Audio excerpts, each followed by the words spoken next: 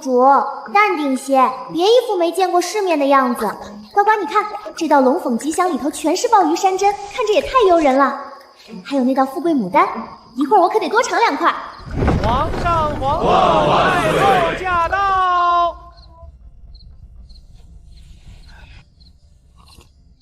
瑶池仙果看着也不错，我来这个世界都快20年了，都快忘了这些水果是什么味儿了。呱呱，这荔枝、龙眼还有火龙果，看着好像没那么新鲜啊。新年实验和消息。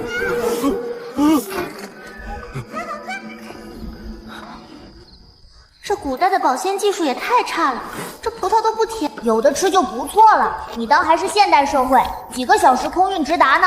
也是，就这品相，也是快马加鞭、日夜兼程送进京城的。飞机是何物？现代又是何方神界？这等顶尖供奉的灵果，此女竟还嫌不够新鲜。不是说宫宴有歌舞，还有世家贵女的才艺比拼吗？这都开席好一会儿了，怎么半点动静都没有？总不能就让咱们干坐着大眼瞪小眼吧？这呱呱也不知道呀。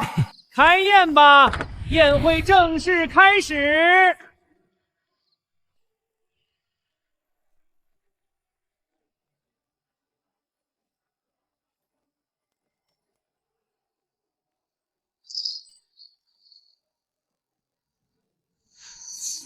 哇，这舞跳的也太绝了吧！腰肢软的像春日柳条，舞步踩的又准又好看，这得练多少年才有这功底呀？宿主，你收敛点儿，别忘了你是大家闺秀，要端庄些。知道啦，我就是在心里夸2句，又没人听得见。咦，怎么突然都咳起来了？难道这茶水有问题？宿主，我检测过了，茶水没问题。那好端端的，怎么集体呛水啊？兴许是他们看舞集看得走神了吧？也是，舞跳得这么好，走神也正常。哎呀，呱呱，你看他们的裙摆甩起来的弧度也太好看了，头上的银饰跟着节奏晃，叮铃铃的也好听。宿主，你这是日常便服，人家是专门的舞服，自然不一样。等以后你做了新裙子也好看。但愿吧。诸位爱卿，中秋团圆之际，不如每人说一句祝福语，或是赋短诗一首，诸位以为如何？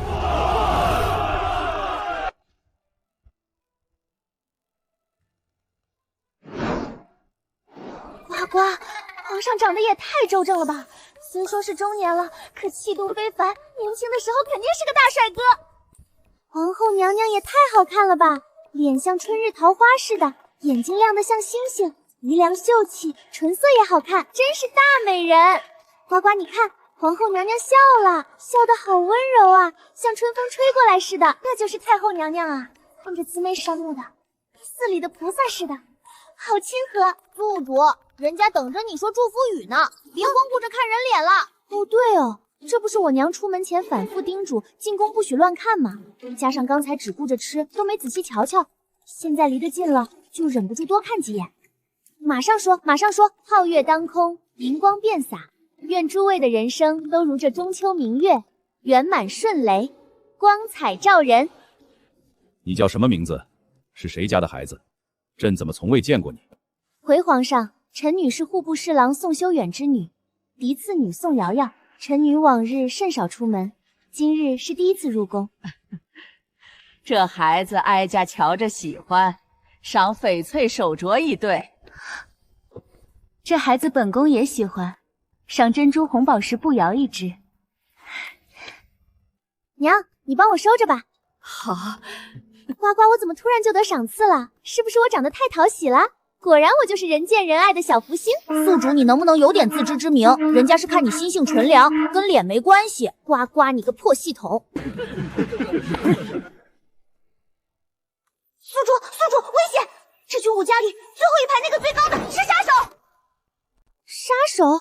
我的天，参加个宫宴还能遇上刺杀，也太惊险了吧！宿主，他是男扮女装混进来的，目标是刺杀皇上。他腰间缠着软剑，袖口里藏了涂了剧毒的匕首，这可怎么办？我要怎么提醒大家？我要是直接说出来，皇上会不会把我当成同党？让我想想，快想想办法。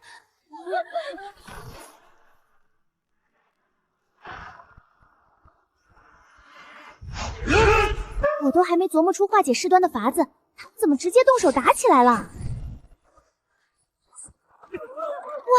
那护卫使出的腿法也太狠了，看着威力十足，简直帅炸，直接成我偶像了！乾坤无敌夺命烽火大旋踢！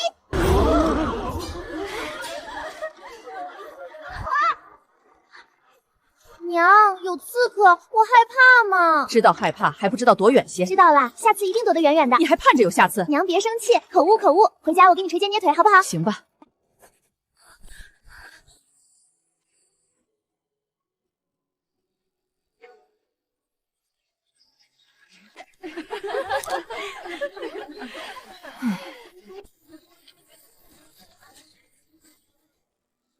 按理说宫宴出了刺杀，总该结束了吧？怎么收拾收拾又继续了？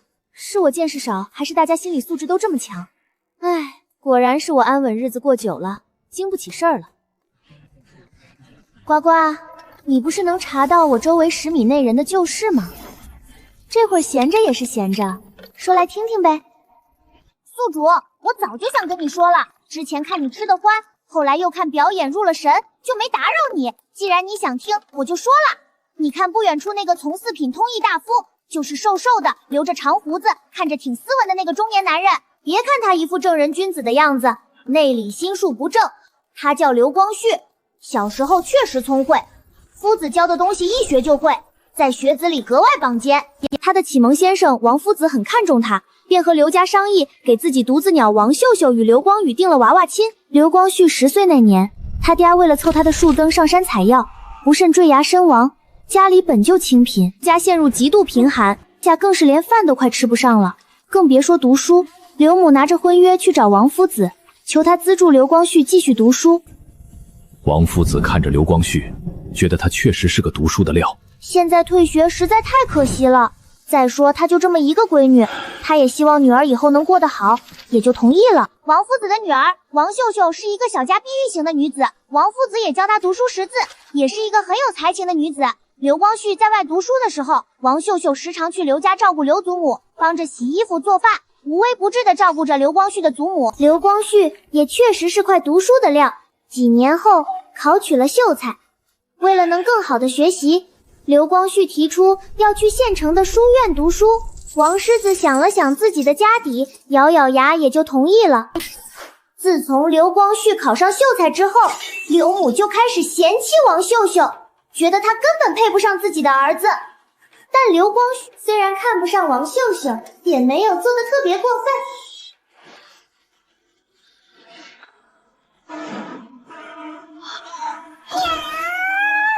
这刘母简直就是又当又立，无耻至极！谁说不是呢？刘光绪到了县城以后，没想到没多久就勾搭到了一位富商家的千金小姐李慧兰。李慧兰很欣赏刘光绪的才学，刘光绪借机把自己说成了一个被自己夫子逼迫不得不娶夫子的那个丑八怪女儿，把自己说的要多惨有多惨，还说夫子仗着这桩婚约逼着他以后要给夫子养老。李慧兰一听就炸了，嫁出去的女儿泼出去的水，哪有女婿给岳父养老的？这不合规矩，不合礼法。李慧兰越想越生气，就找人买通了一伙盗贼，直接闯进王夫子家，残忍地杀害了王夫子和王秀秀。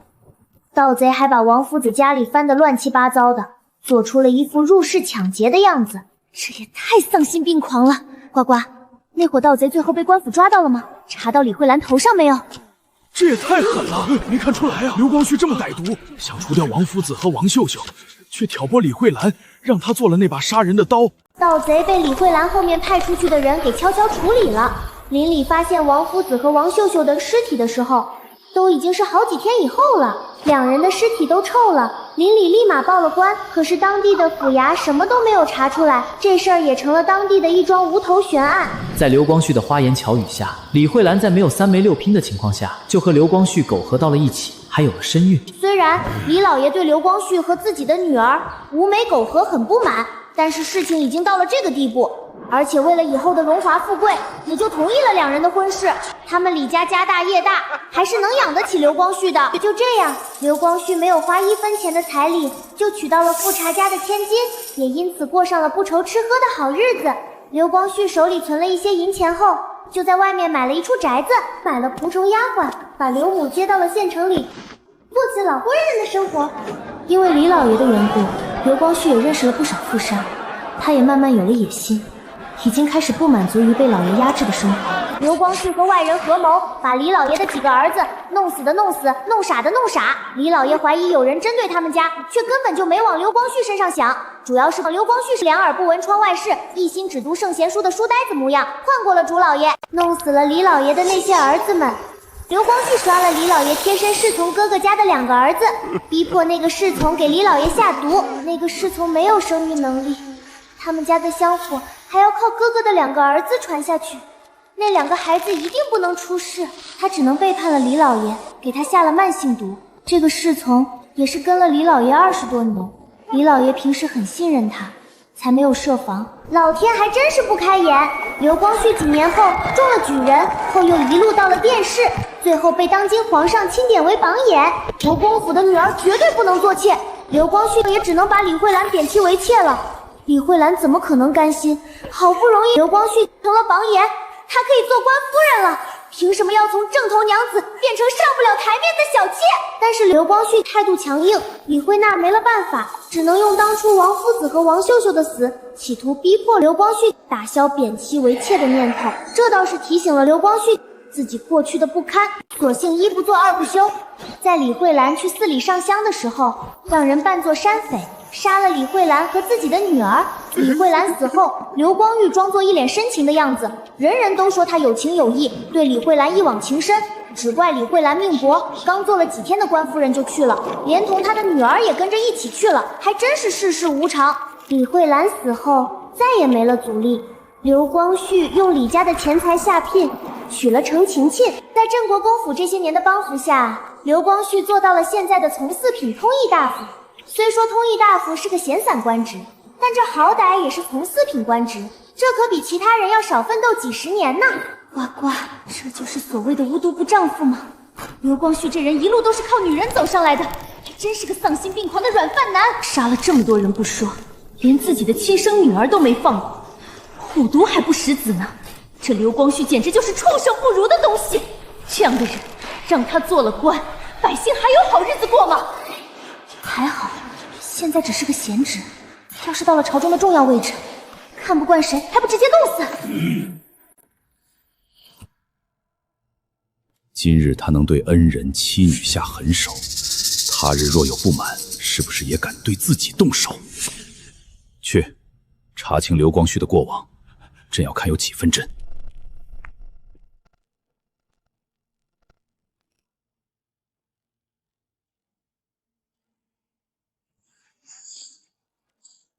彻查刘光绪过往，朕倒要看看这些话到底有几分真。呱呱，你说镇国公知道刘光绪这些事吗？当然知道，嫁女儿之前，镇国公把他祖上几代都查得明明白白。那镇国公就不怕把这么一匹狼放在身边，就不怕步李老爷的后尘？镇国公自恃身份，根本没把刘光勇放在眼里，自然不怕。等真出事了，有他后悔的时候。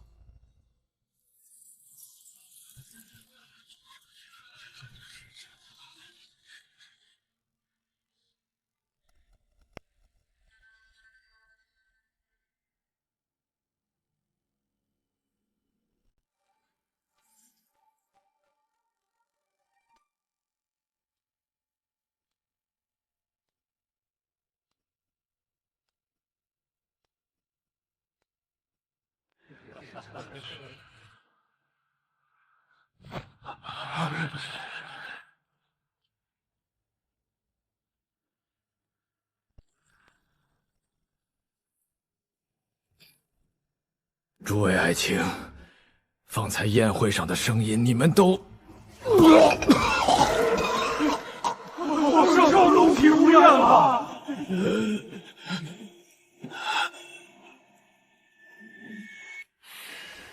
方才宴会上的异动，你们都听到了。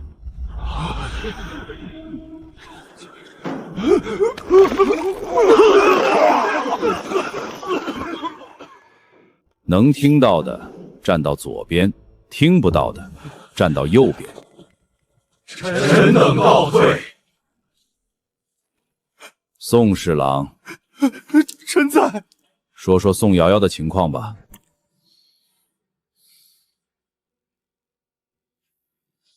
是。小女瑶瑶自出生起，臣与夫人等便能听见她心中言语，可仆从皆听不见。那个叫呱呱的系统，自小女出生便伴着她。臣等得知，小女是带着前世记忆降生的，提及之时，桩桩件件皆是真的。那刘光绪杀恩师、杀妻女的事，竟是真的！哼，真是人面兽心，亏他平日装的那般正派。此等狼心狗肺之辈，根本不配为官。为何有人能听见，有人听不见？臣也不知其中缘由。所以这些年，你们一直将他拘在府里。臣怕他口无遮拦，惹来祸事，是为了护他周全。他的前世你知晓多少？朕倒是好奇，他今日提到的飞机是何物？只偶尔听他提过一两句，他说的许多事物，臣等都听不懂，具体情形臣无从得知。臣不知罢了，日后慢慢再查。刘光绪的事，朕已派人去查，真假很快便知。至于众人能听见小女心中剑之事，朱爱卿回去后务必告诫家人，绝不能让他本人知晓，违者定斩不饶。臣等遵旨。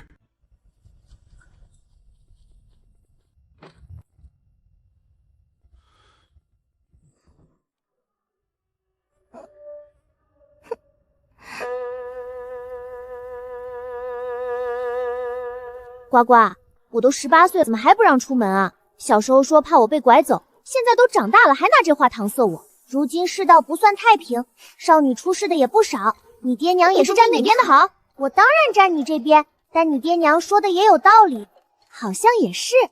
不过像我这么招人喜欢的姑娘，被人盯上也正常，都怪我魅力太大了。唉，这宿主真是半点不自谦，说2句就自恋上了。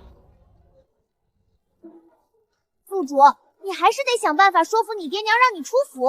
府里的瓜都吃遍了，连厨房看门的狗的旧屎我都扒完了，再没新瓜，我能量都快不够了。知道了，知道了，我会想办法的。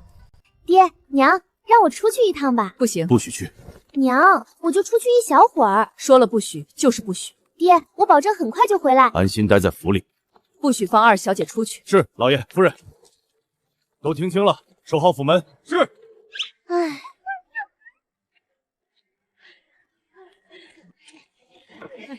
启禀皇上，刘光绪过往已查明，镇国公府一以核实。好一个刘光绪，竟比所言更毒。镇国公知情，却未参与李慧兰之死。看来宋侍郎所言属实，刘光绪并家眷全部押入大牢，抄没家产。遵旨。皇上既已抄家，此事定然是真的。刘光绪救不得，速告秦秦，立即和离。是，属下即刻去办。立刻和离，你赶紧签了吧。我签，只求你保住孩子们。去城外白云寺，请了然大师入宫，朕有要事相询。是。阿弥陀佛，陛下，老衲已知陛下所问。18年前，天凤有福星将降世，大师为何不曾告知朕？强行相见，恐会早夭。那福星便是宋瑶瑶。陛下不是已经见过她了吗？陛下今日请老衲前来，不正是为了她？正是。宋瑶瑶确是天降星，她会为天凤为有的福星，她的特殊之处会不会被其他3国察觉？陛下放心，天机自有定数，不会外泄。朕明白了。宋瑶瑶不能放任不管，也不能轻易处置。既然天意如此，朕知道该如何安置她了。传旨，叫宋2小姐前来接旨。什么都有圣旨了，小姐，王公在外头等着呢。哦，好。小宋大人来了，那就接旨吧。奉天承运皇帝诏曰：宋瑶瑶封从6品醒居舍人，明日随其父一同上朝亲此。小宋大人接旨啊！臣宋瑶瑶接旨。恭喜小宋大人，贺喜小宋大人。王公公，皇上这是何意？小女从未接触朝政，这皇上有话，小宋大人只负责上朝时的严营记录，其余事情不必他操心。那就好，那就好。爹，你跟皇上说说吧，我不想去上朝，朝堂上就我一个女子，多奇怪啊！圣旨已下，岂能说改就改？只记录朝堂言行，差事不重。爹，我才18岁，怎么突然就要上朝当差了？爹，我求你了，你去跟皇上说说收回成命行不行？皇上到底看上我哪点了？我改还不行吗？君命难违，由不得你任性。都多大的人了，站没站相，坐没坐相，好好站着。我不，就靠着娘。娘，你让爹去跟皇上说说嘛。不行，圣旨一下，谁来都没用。行了，晚上让厨房给你做爱吃的红烧肉，总行了吧？我还要松鼠桂鱼。行，都给你做。宿主，这书又是你托财卖婆带回来的？对啊，可有意思了。侠女都摸到反派老巢了，还犹豫什么？直接闯啊！宿主明日5更还抬得起床上朝？知道知道，再看2页我就睡觉。这反派真笨，门口有人也不知。侠女快出招，别再磨磨蹭蹭了。小姐，小姐，起床啦！别吵，再睡会儿。小姐不能睡了，今天还要跟老爷上朝呢。瑶瑶，老爷，小姐还没醒。是，奴婢叫了好半天了。进去帮着叫，务必把小姐叫起来。是，小姐该起了。小姐，快些，要误了时辰了。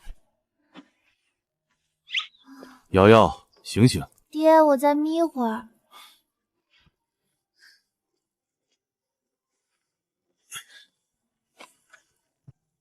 好吃。老爷，到宫门口了。瑶瑶，醒醒，到地方了。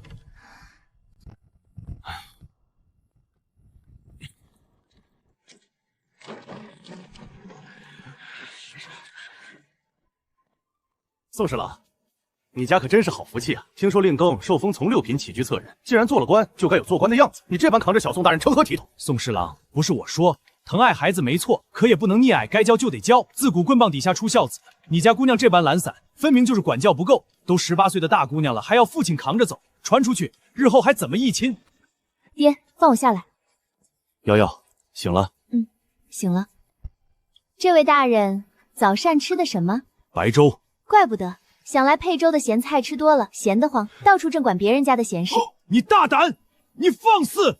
我放5放6也没碍着严大人，吃自家的饭，操别人的心，小心累坏身子。你敢咒我？我可没指名道姓，抢着认领坏话的，我还是头一回见。黄口小儿，你竟敢如此与我说话！严大人这话不对，我爹与你同朝为官，都是正4品，你不分青红皂白指责我父女，是仗年纪欺压晚辈。我爹疼女儿，既没为力，也没爱禄，严大人管得太宽了。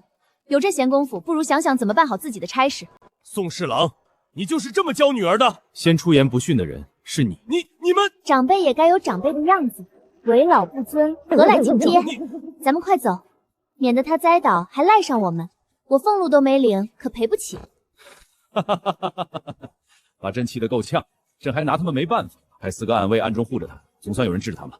是。小宋大人，咱家在此等候多时了，咱家带您去见江大人吧。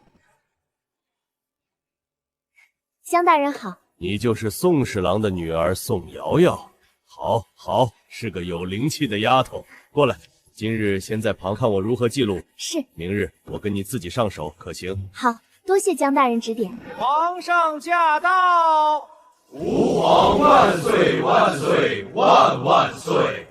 众爱卿平身。皇上，臣有本启奏：女子入朝堂，自古未有先例，实在不妥。呱呱，这怎么回事？好端端的怎么吐血了？我也不清楚啊。我就远远看见他脸色不对，该不会是本来就有旧疾，一下子气急攻心了吧？离这么远也看不清，还真想过去瞧瞧严大人怎么样了。再怎么说也是同朝为官，可别真出什么大事。看着倒不像是突发急症，更像是被秘密戳破，气的。呱呱，都过去这么久了，他还没醒啊？不会真出什么事吧？宿主放心，还有气呢。哦，活着就行，我还以为就这么过去了呢。说起来，他这个爱好还挺有意思的。回头我要是有空，把这事儿编成小故事，卖给说书先生，肯定受欢迎。到时候不卖断，按场次抽成，细水长流，还能赚点零花钱。想想就觉得，好多银子在朝我招手。爹，咱们赶紧回家吧，我都快饿死了。好。爹，能不能顺路去酒楼吃一顿啊？不行，家里肯定已经做好饭了，回去就能吃。好吧。看他今天咬着我不放的执拗劲儿，我就知道他不是轻易会放弃的人。可不是嘛，表面上他顺着父亲的意思专心科举，一路考中进士做了官，可私底下从没放下过绣活。等他自己建了府邸，特意在书房后面修了一间密室，里面全是这些年他攒下的宝贝，各地进贡的名贵绣线，江南最时兴的绫罗绸缎，还有他亲手绣的屏风、帕子，连按自己身形做好的女士衣裙，配套的头面首饰都摆得整整齐齐。每天晚上处理完公务，他都要去密室里做会儿绣活，或是换上自己做的衣服端详半日，才肯回去歇息。我还以为什么了不得的事儿呢，不过是个人爱好罢了。只要不碍着别人，自己喜欢有什么打紧的？就是藏的也太深了，难怪旁人都不知道。那他夫人知道这件事吗？不知道，他藏得极小心，每次都是等夜深人静了才去密室，连贴身随从不让靠近书房后院，也太谨慎了。不过也是，要是被同僚知道了，指不定要被怎么议论呢。呱呱，这怎么回事？好端端的怎么吐血了？我也不清楚啊，我就远远看见他脸色不对，该不会是本来就有旧疾，一下子气急攻心了吧？离这么远也看不清，还真想过去瞧瞧严大人怎么样了。再怎么说也是同朝为官，可别真出什么大事。看着倒不像是突发急症，更像是被秘密戳破，气的。呱呱，都过去这么久了，他还没醒啊？不会真出什么事吧？宿主放心，还有气呢。哦，活着就行，我还以为就这么过去了呢。说起来，他这个爱好还挺有意思的。回头我要是有空，把这事儿编成小故事，卖给说书先生，肯定受欢迎。到时候不卖断，按场次抽成，细水长流，还能赚点零花钱。想想就觉得，好多银子在朝我招手。爹，咱们赶紧回家吧，我都快饿死了。好。爹，能不能顺路去酒楼吃一顿啊？不行，家里肯定已经做好饭了，回去就能吃。好吧。慢点吃，又没人跟你抢。娘，皇上也太折腾人了，5更天就要上朝，我才睡下没多久就被碧桃叫起来了，起得比鸡都早。可不是嘛，5更天算下来就是凌晨3、4点，要准时到太和殿，起码还得早起2个时辰梳妆赶路。今天碧桃凌晨1点就叫他起了，梳梳坐马车，步行进宫，折腾了快2个时辰才到地方，能不累吗？你这孩子嘴上没个把门的，这种话也敢乱说。知道了，爹娘，我昨晚睡得晚，回去补个觉。去吧。今天瑶瑶第一天上朝，没惹什么祸吧？严大人是被人抬出去的，也不知道现在怎么样了。这位严大人也真是为老不尊，一大把年纪了，欺负咱们瑶瑶一个刚满18岁的姑娘家。哼，被气成这样也是他活该。确实是他自找的。老爷，你以后可得离他远点，道不同不相为谋。我知道，这回他的老底被瑶瑶接了，估计以后都没脸在朝堂上抬头了。那也是他咎由自取，谁让他死咬着咱们瑶瑶不放？夫人，你说这么下去，咱们会不会把满朝文武都得罪光了？我也担心这个，可咱们有什么办法？根本没法提醒瑶瑶。再说了，心里想什么还能管得住吗？总不能让他连想都不能想吧？话是这么说，算了，走一步看一步吧。人家的女儿是贴心小棉袄，咱们家瑶瑶啊，就是件漏风的大袄，专门来克咱们的。呱呱，现在什么时辰了？宿主，差不多40了。才40啊，感觉睡了好久。是啊，古人不都早睡早起吗？知道了。碧桃，帮我准备洗澡水，出了一身汗。宿主，你打扮得这么好看，是要出门吗？想出去转转。宿主，你爹娘能同意吗？应该没问题吧？我现在都是朝廷命官了，总不能还一直把我关在府里。那宿主加油！呱呱，你说我娘这会儿在干嘛呢？不会在算账吧？大概率是，府里的中妇不都是夫人管吗？是，那我一会儿好好表现，争取让娘同意我出门。娘，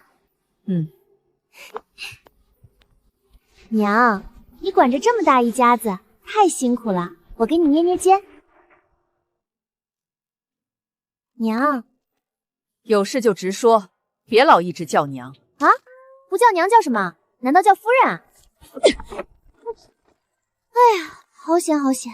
宋瑶瑶，娘，谁惹你生气了？你告诉我，我替你出气。说吧，来我这儿到底什么事儿？娘，我长这么大都没怎么出过府，现在我好歹也是个官员了，连京城什么样都没见过，想出去逛逛行不行？行，去账房支50两银子，喜欢什么就买，让你大姐陪你一起去，多带几个护卫。谢谢娘，娘你最好了，我归爱娘了。这孩子，大姐，娘同意我出府了。真的？我刚从娘那儿过来，娘说让你陪我一起去，还让咱们去账房支50两银子，想买什么就买什么。好，你等我收拾一下，咱们就走。好嘞。好了，走吧。大姐，咱们去哪儿啊？先带你去成衣铺和首饰楼看看，中午再去酒楼吃饭。好。呱呱，这就是古代的街道啊。是啊，宿主，咱们现在这片是官眷住宅区，住的都是达官贵人，人少，街道也干净。等到了闹市区，那人就多了，可热闹了。古代的建筑真好看，飞檐斗鼓的，比照片里看着有感觉多了。宿主，你可是学霸，还能词穷啊？好汉不提当年勇，那都是上辈子的事儿了。这辈子我就想快快乐乐的，没事吃点瓜，日子多舒服。宿主吃瓜可别忘了带上我，我还得收集能量呢。放心，忘不了你。大小姐、二小姐到了。小妹到了，咱们下车吧。好。两位小姐是看布料还是看成衣？先看看布料，再看看成衣。好嘞，楼下是布料，楼上是成衣，二位慢慢看，有需要招呼我。呱呱，这里布料还真不少，店员态度也挺好。这可是京城最大的成衣铺之一，1楼布料就有上百种，2楼成衣款式也多，店员都是专门训过的，自然周跳。这家老板挺会做生意的。小妹有没有喜欢的？大姐，我再看看。呱呱，看着成衣多，其实款式也就10来种，只是颜色多，显得琳琅目罢了。我也发现了。小姐好眼光，这只是海棠玉步摇，您看，通体是和田碧玉雕的海棠花，还嵌了闪烁的宝石，3深刻的缠枝海棠，精致的很，跟小姐的气质也配。这只簪子我要了。容菲菲，你不要太过分，这东西明明是我们先看上的。你们付银子了吗？没付银子，就还不算你们的。呱呱，这谁啊？这么嚣张！见过小宋大人。你们好。老板娘，把这只簪子包起来，我买了。容菲菲，你宿主，这穿水红裙子的是左监制大夫容嫔的庶女，叫容菲菲。她爹跟你爹品节一样，都是正四品。一个庶女怎么这么嚣张？容嫔的嫡女容淼淼嫁给了三王爷做侧妃，很受宠爱。嫡女跟庶女关系很好吗？她仗嫡姐的事？恰恰相反，他们俩关系差得很，水火不容。容菲菲这么嚣张，是因为她背地里早就跟三王爷有了往来，三王爷答应过些日子就接她进府，她觉得自己早晚是王府的人，所以才这么有恃无恐。她姐姐是三王爷的侧妃，她居然跟自己姐夫牵扯不清，这也太不合规矩了。这么喜欢抢别人的东西，抢姐夫抢簪子，不知道的还以为他什么都要抢呢。宿主，这谁知道呢？他这么爱抢，要是我说路边没人要的石子是宝贝，他会不会也抢着要？宿主别闹了，多没意思。也是，平白拉低自己档次。你们怎么了？没什么。这位姑娘，东西总有个先来后到，我们先看上的，你这般明抢，未免太不讲道理了吧？你算个什么东西，也敢管我的事儿？我是谁不重要，道理就是道理，总不能因为你身份尊贵就颠倒黑白吧？你个毛都没长齐的小丫头，也敢跟我顶嘴？姑娘看着也大不了我几岁，张口闭口说别人毛没长齐，未免太失仪态了。大家都是官家女子，何必说这么失礼的话？你无耻！你无耻！你好讨厌啊！瑶瑶，别闹。大姐，我就是学她呢，看看她平时是不是都这么说话的。我才没有你这么做作！你敢动手？我可是朝廷亲封的从6品起居舍人，殴打朝廷命官是什么罪名？你应该清楚。你这一巴掌下来，我立刻就躺地上。到时候京兆府来人，你说你有理也说不清。大姐，他要是敢碰我一下，我就装晕。你立刻去京兆府报官，就说有人当街殴打朝廷命官，把我打得起不来了。你敢讹我？你敢动手，我就敢报官。不信你试试，看最后倒霉的是谁？你个牙尖嘴利的丫头，小心以后嫁不出去。我嫁不嫁得出去，就不劳姑娘费心了。倒是姑娘年纪轻轻的，张口闭口就说嫁人，不知道的还以为你多恨嫁呢。我才没有！没有就把嘴闭上。姑娘家还是端庄些好，不然旁人见了还以为容家教养就是如此。你，哎呀，簪子断了，这下好了，姑娘如愿以偿，这簪子彻底归你了。老板娘，刚才这只步摇报价3000两是吧？现在摔坏了，自然谁摔的谁赔。不没钱的话，咱们就去官府说理。正是，3000两一分不能少。姑娘是现在付银子，还是我派人跟你回府取？这簪子哪里值3000两？你们讹人！方才姑娘抢的时候，她还完好无损，自然值这个价。如今摔碎了，难不成还要我们铺子承担损失？呱呱，怎么突然这么多人？应该是刚才吵架引来看热闹的吧？也是，自古哪儿都不缺看热闹的人。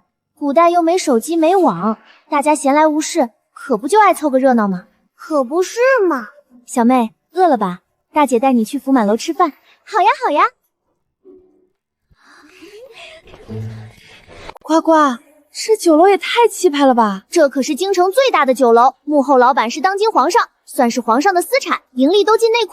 酒楼分4层，1楼招待普通百姓，2楼是富商，3楼、4楼钻供官员和家眷，分得还挺清楚。二位小姐可有预定雅间？没有。那真是对不住，今日客满了。二位要是不介意，可以稍等片刻。大哥，青灵、瑶瑶，你们怎么在这儿？我带小妹出来逛逛，想在这儿吃饭，结果没位置了。这样啊，我约了2位同窗，订了3楼的雅间。你们要是不嫌弃，就跟我们一起吧。会不会打扰大哥和朋友？不打扰，不打扰。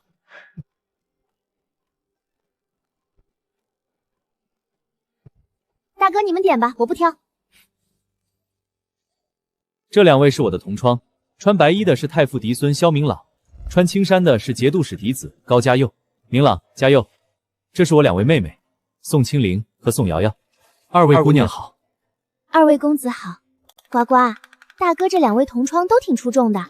你看萧明朗，一身白衣，清清爽爽，眉眼温润，笑起来也温和，妥妥的翩翩公子。宿主，你看上人家啦？没有，就是单纯欣赏好看的人而已。宿主你也太矜持了，喜欢就多接触接触呀。真的就是欣赏，没别的想法。那你觉得高嘉佑怎么样？高嘉佑也不错，眉目清朗，笑起来很阳光，看着就是脾气很好的人，谈吐也温和。宿主还挺会夸人。那是，上辈子那么多年书也不是白读的。宿主，高嘉佑这么好，你不多亲近亲近？呱呱，他怎么了？好好的怎么呛着了？不如佛陀心似魔，金乌起舞风张遮。汉语南宁没事吧？怎么突然你时下时孔丽丽，金与博，不知道哎，好奇怪。念完还跑了，后面有人追他吗？笑死我了！怎么了？怎么了？你笑什么？宿主，你品品他那首诗，仔细品。不是吧？上个厕所还要作诗？读书人都这么讲究的吗？他这是白日想作诗，我给他补个夜里起卧的。月影书斜夜色清，微风轻拂意难停。忽觉溪水似翻涌，玉花间觅小亭。呱呱可以啊，你一个吃瓜系统还会作诗呢？那是，我可是多才多艺的系统，厉害，还是你厉害。对了，刚才的问题你还没回答我呢。什么问题？一打岔都忘了。就是要不要跟高嘉佑多接触啊？当然不用啊！你想啊，他上个厕所都要作诗，天天听他吟诗，我头都要大了。这种才子真相处起来可受不了。我好奇，节度使府都这么教育孩子吗？干什么都要作诗？应该不是，我没查到节度使府有这习惯。那就是他个人爱好了，真是个妙人。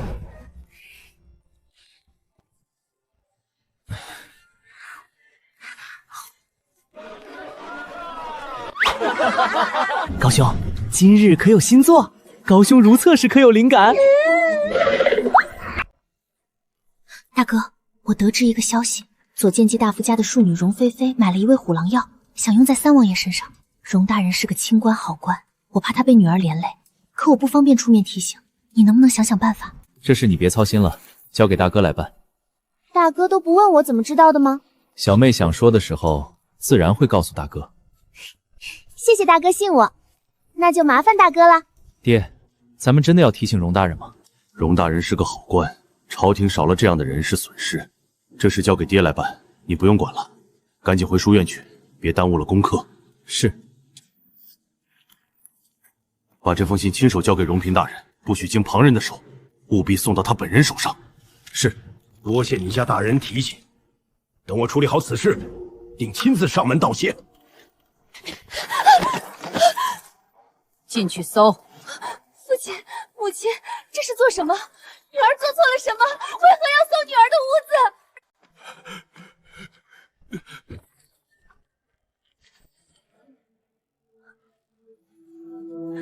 韩大夫，你看看这是什么药？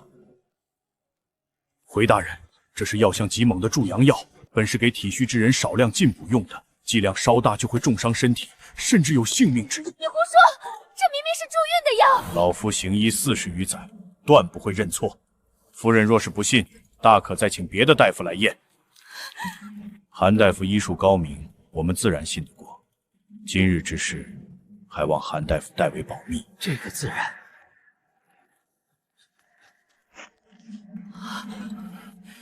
不知廉耻的东西！你私下与王爷往来已是大错，竟还敢用这种虎狼之药！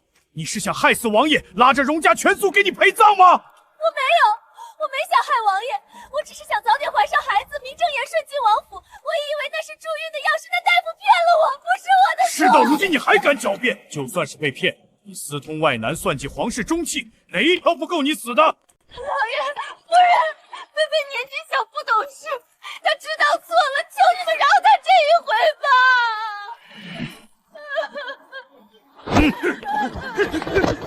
老爷，我跟了你10几年，你不能这么对我。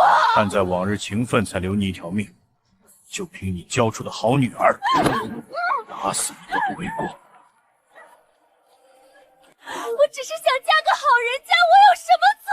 你想嫁得好没错，可天下男人都死绝了吗？你非要去勾搭自己的姐夫？勾搭也就罢了，你还敢用这种药？真要是出了事，荣家上下几百口人都要因为你身首异处。姨娘不是帮你，是在害你，害整个荣家。尽快把她送到城外庄子上去，派靠谱的人看着，不许她再惹是生非。是，老爷。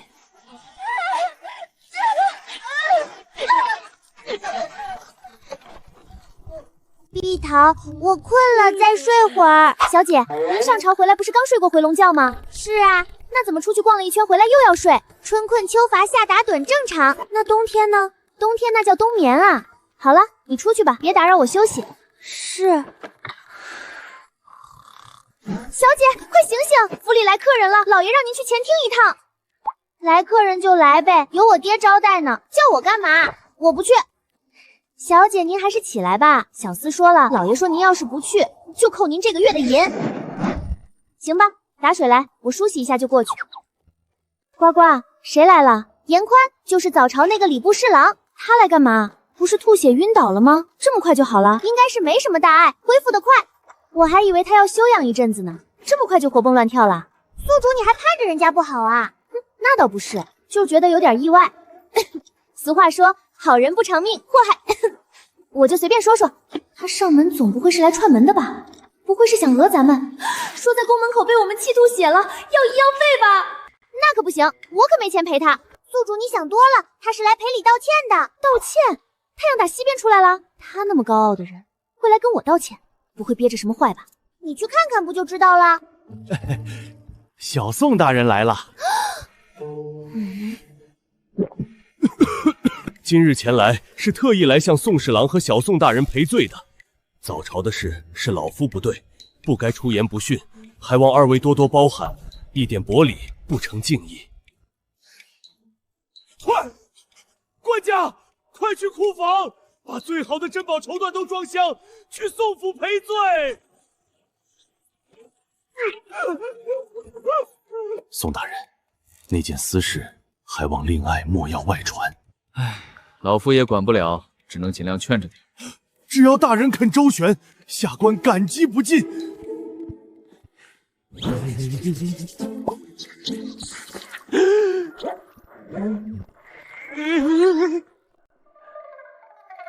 呱呱，你说严大人突然这么客气，不会憋着别的主意吧？宿主，他应该就是真心来赔罪的。可我看着他笑，总觉得心里不踏实。不知道小宋大人喜欢什么，就备了些姑娘家常用的首饰布料，小小心意，还望笑纳。东西是挺值钱的，可惜都不是我最想要的。对了，呱呱，你帮我看看箱子里没藏什么不该有的东西吧？宿主放心，我扫过了，箱子里就是普通的首饰布料，没别的东西。啊，那是我想多了。这些东西倒是能换不少银子，就是变卖起来麻烦。其实啊，还是真金白银最实在。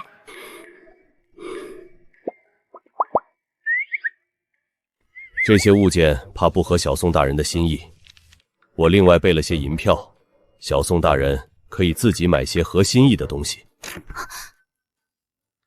呱呱呱呱，他怎么知道我想要银票？难不成他能听见我心里话？宿主你别多想，上门赔礼怕礼物不合心意，额外备银票是常事，有什么好大惊小怪的？真的是我想多了。你安心收下就是了。别人知道了，会不会说我刚上任就收受贿赂？不会，这1000两虽然不少，但还够不上收受贿赂的标准。按本朝律令，受贿1万两以上才定罪。这点钱就跟长辈给小辈子面礼差不多，那我就放心了。话说回来，当官的家底都这么厚实吗？1万两才算受贿？哪个官员府上没几处庄子几间铺子？光靠月俸哪里养得起一大家子人？倒也是。严大人这是？区1000两银票给小宋大人押金，还望小宋大人不计较早上的误会。严大人太客气了。严大人快坐，去给严大人换盏新茶，再端些厨房刚做的点心过来。是。宿主，你不是说要把严大人的事儿写成画本赚钱吗？现在还写不写了？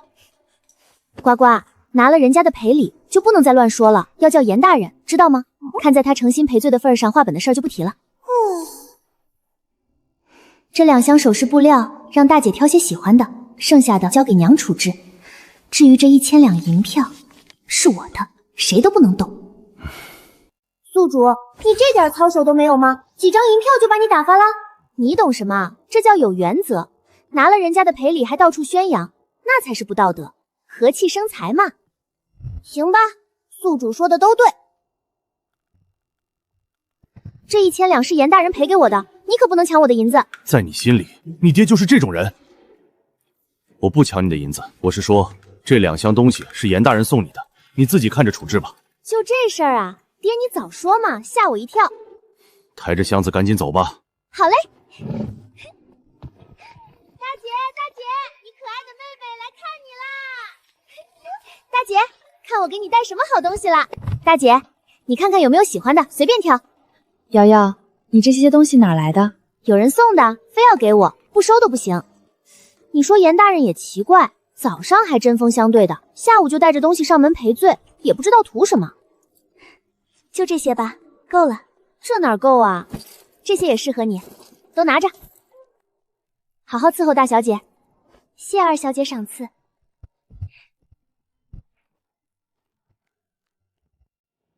娘，剩下的东西你看着处理吧，我和大姐挑过了。娘要是没事儿，我就先走了。等等，娘，还有事啊？我听说你还收了1000两银票。那是我的。你一个姑娘家，要那么多银子做什么？我有用。有什么用？反正有用嘛。你给我回来！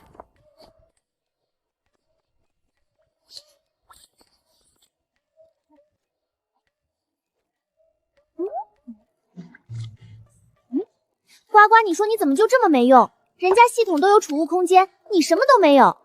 现在好了，银票都不知道藏哪儿安全。宿主，我现在等级低嘛，等以后等级高了，什么都会有的。那你什么时候升级啊？这个我也不知道。说你不靠谱，你还不承认，一问三不知。宿主，我很有用的。行了行了，先帮我想想藏哪儿好。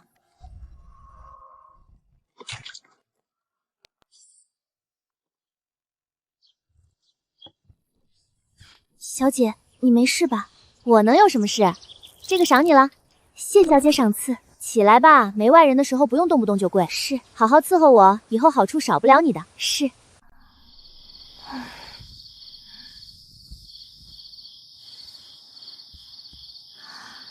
1只羊，2只羊，3只羊，3只羊，1118只，至3888只。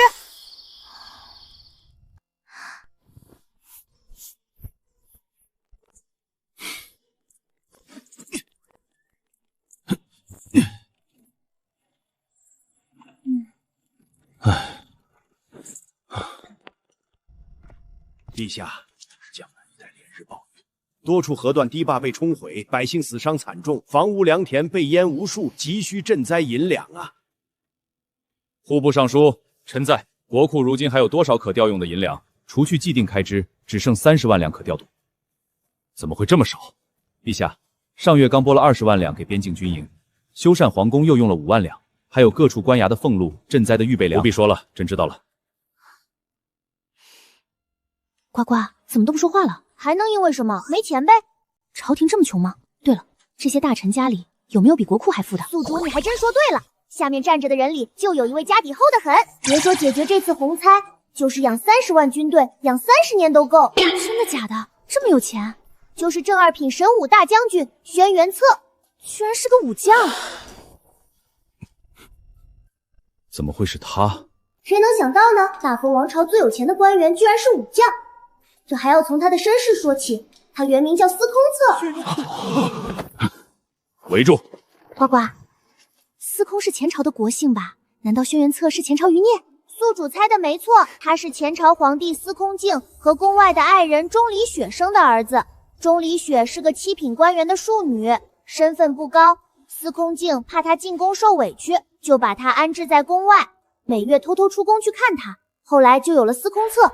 司空敬虽然治国平庸，但对这对母子是真心的。后来他察觉江山不稳，就命人悄悄把国库的珍宝都运了出去，藏在深山里，还画了藏宝图。呱呱，他是知道要亡国了才提前转移国库的。是啊，国破那天，司空敬让心腹暗卫带着藏宝图去找钟离雪母子，让他们好好活下去，好好教司空策。安排好一切，司空敬就自沁在了皇宫里。他的后宫妃嫔和皇子公主后来都被处死了，因为钟离雪母子一直被藏在宫外，除了那名暗卫和司空敬的贴身太监，没人知道他们的存在。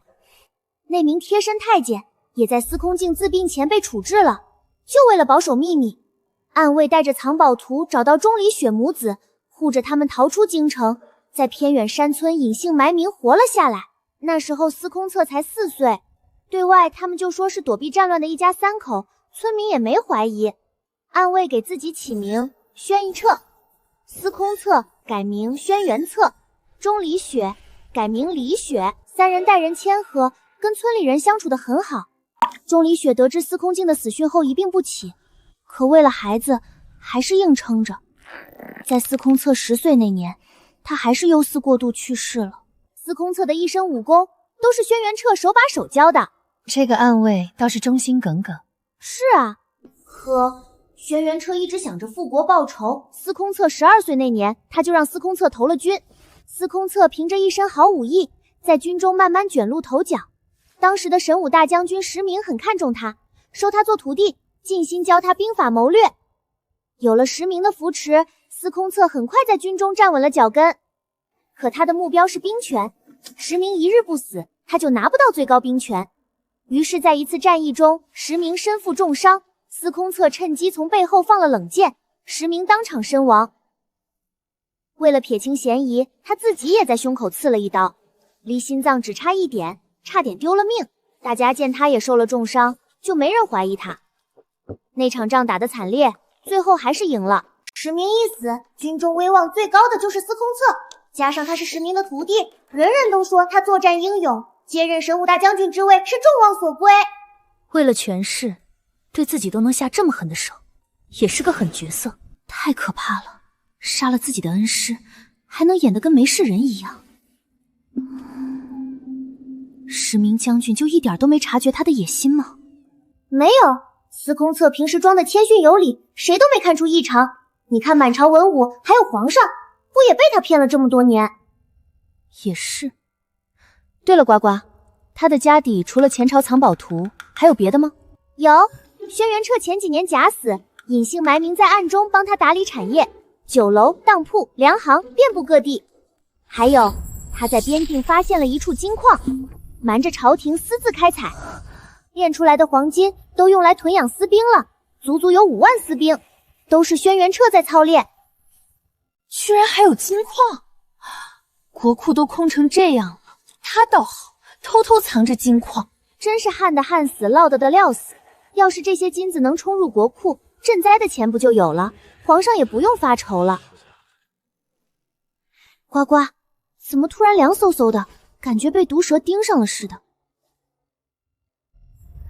宿主，你是不是昨晚踢被子着凉了？没有，我身体好着呢。那应该就是你的错觉了。可能吧。呱呱，你知道它的产业都在哪儿吗？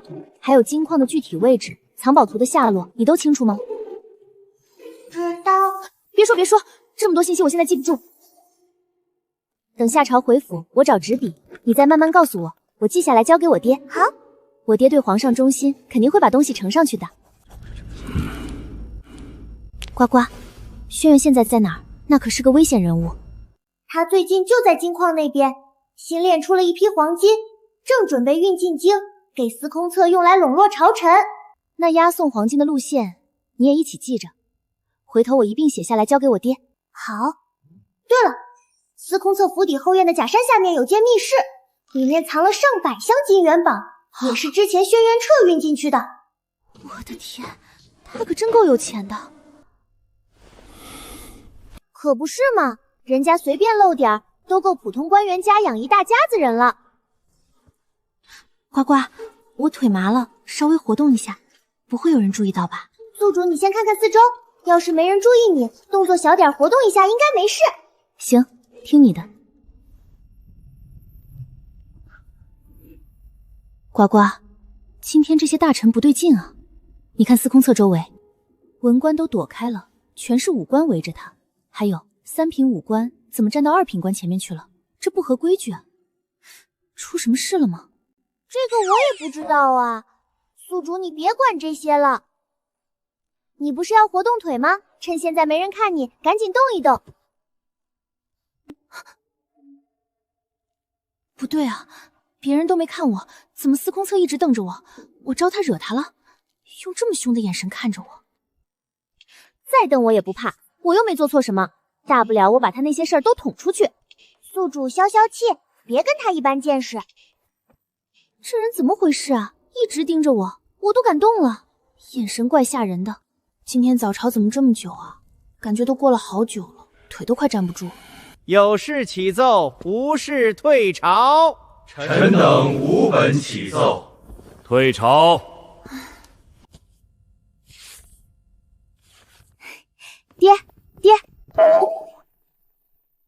爹，皇上和那些武官怎么还不走啊？为父也不清楚，许是有要事商议吧。咱们别多问，赶紧回府。哦，呱呱，皇上还不知道司空策是前朝淤泥吧？可别交给他什么重要差事，那不是把刀递到反贼手里吗？不行，咱们得赶紧回府写下来，交给我爹。好的，宿主。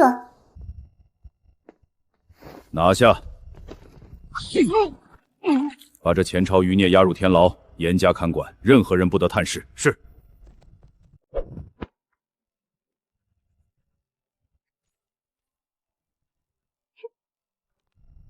呱呱，今天书房外面怎么一个下人都没有？我也不知道。宿主，趁没人，你把纸条包着石子扔到书房门口就行。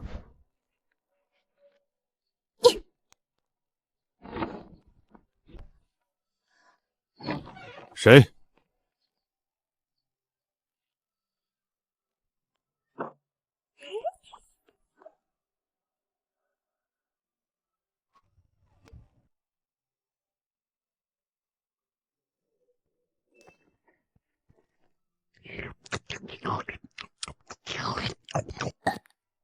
宿主，我要升级了，可能暂时没法跟你说话。要多久啊？我也说不好，应该很快的。行，那你去吧，我等着你升级回来。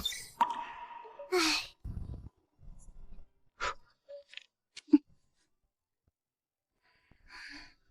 呱呱，什么时辰了？碧桃，小姐，你回来多久了？让你买的药材都齐了吗？回来一会儿了，药都买齐了，一共花了280两，剩下20两。你把药材都拿进我房里，是，守在门外，不准任何人打扰。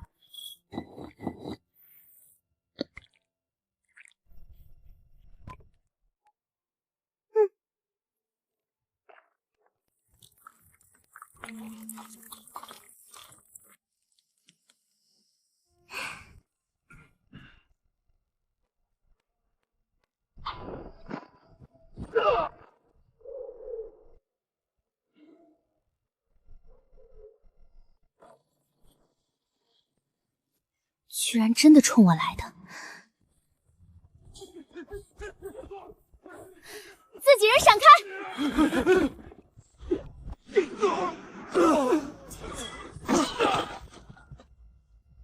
卑鄙，居然用毒！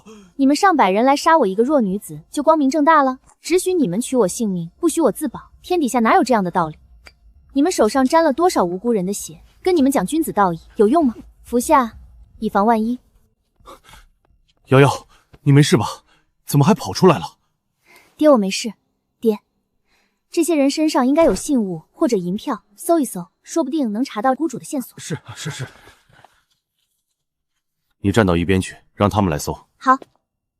衣襟夹层、靴筒、发冠这些隐蔽的地方都仔细看看，别漏了。瑶瑶，别说了。要杀要剐，悉听尊便，何必折辱我们？折辱？我们只是查找线索，怎么就折辱了？你们拿着钱来杀人的时候，怎么不想想今天的下场？放心，我不会滥用私刑，你们自有国法处置。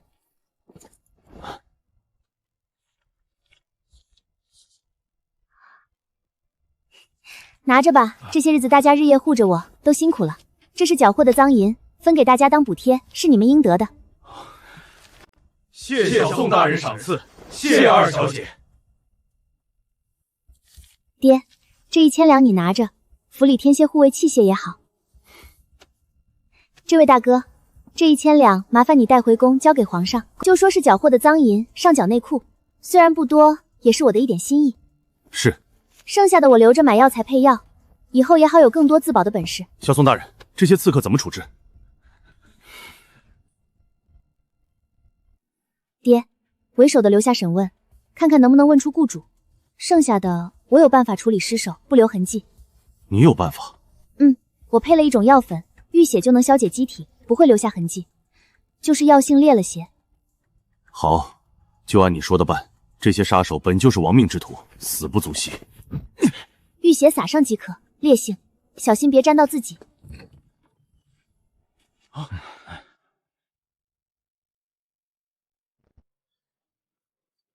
陛下，朕还是第一次收到臣子上缴的缴获赃银，还是这么个小丫头送来的，她倒是有心了。是啊，皇上，小宋大年纪虽轻，做事却很有章法，确实是个好孩子。你传令下去，让他们继续好好保护宋瑶瑶，是不得有半分差池。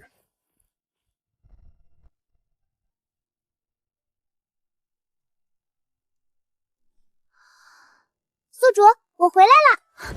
呱呱，你可算回来了，这几天没你说话都没意思多了。宿主想我啦？那当然，快说说升级后有什么新功能？这次我连升2级，现在3级啦，新增了2个功能。第一个是影像功能。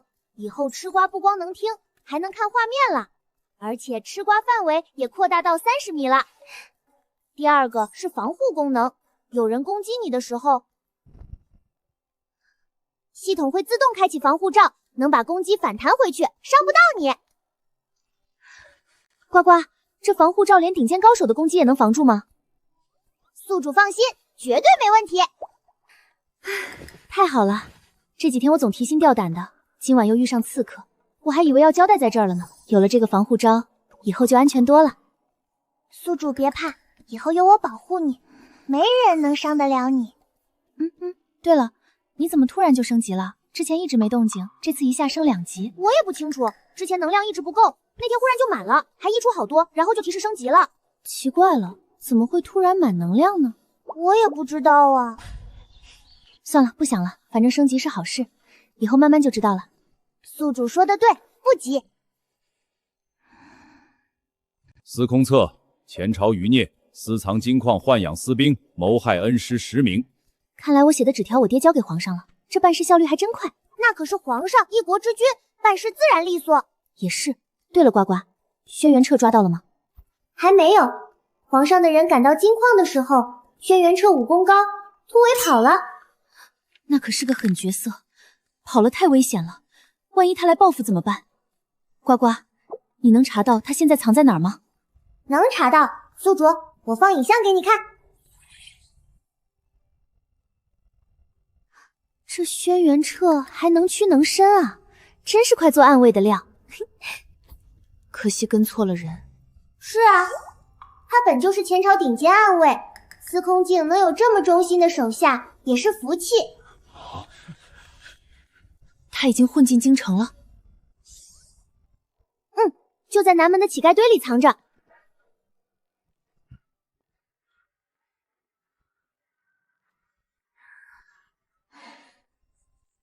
宿主看你没精神，我给你爆个新瓜怎么样？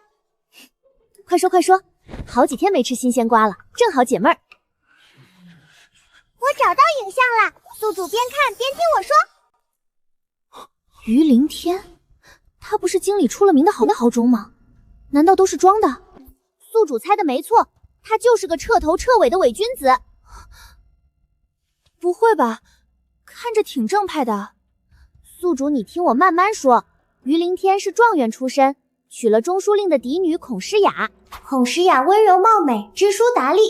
当初以于凌天的身世，能娶到她，真是高攀了。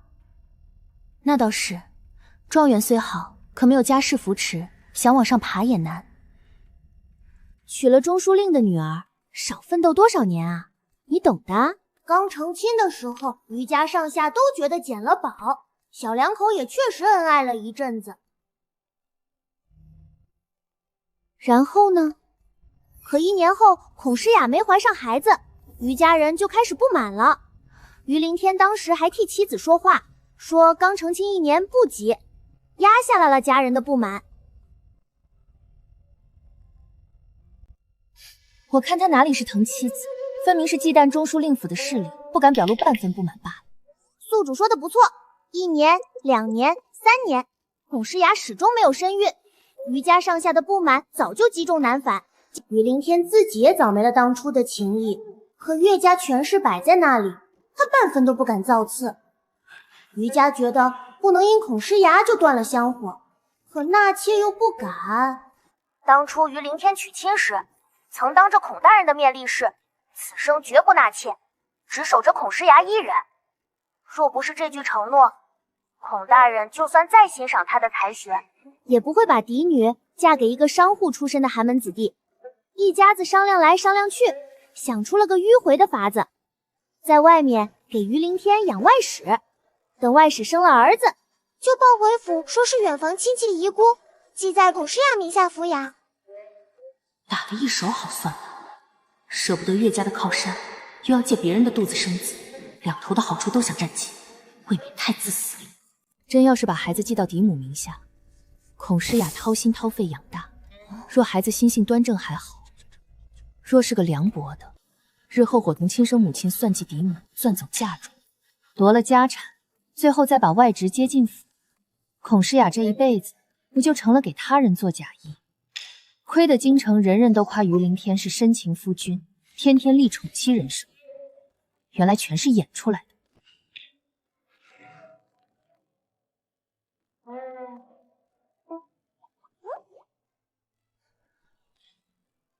宿主别急，这还不算完。于凌天在外面一共养了3房外室。3房？他倒是忙得过来。他每晚都借口同僚落事，整理公文晚归，其实就是轮流去几处外室那里，几头都不耽误。看着人模人样的，私下里倒比谁都忙。你看他脸色苍白没气色，想来是日日奔波，把身子都熬虚了。宿主可别这么说，人家忙着传宗接代呢。不过也是白忙活，3房里有1房生了个儿子，已经3个月了。于家正琢磨着怎么演场戏，让夫人主动收养这个孩子。哦，他们打算怎么演？我还真有点好奇。更有意思的是那孩子根本不是于凌天的，是那个外室和自己旧日相好的。真的假的？快仔细说说。那个外室是最早跟于凌天的，跟着他好几年都没身孕。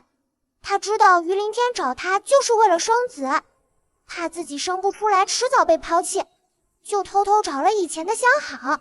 那男人想着自己的孩子能3品大员做爹，日后少不了好处，两人便一拍即合。没过多久，那外室就怀上了。真是天道好轮回，他算计别人，转头就被别人算计。还有更关键的，其实根本不是孔诗雅不能生育，是于凌天自己没有生育能力。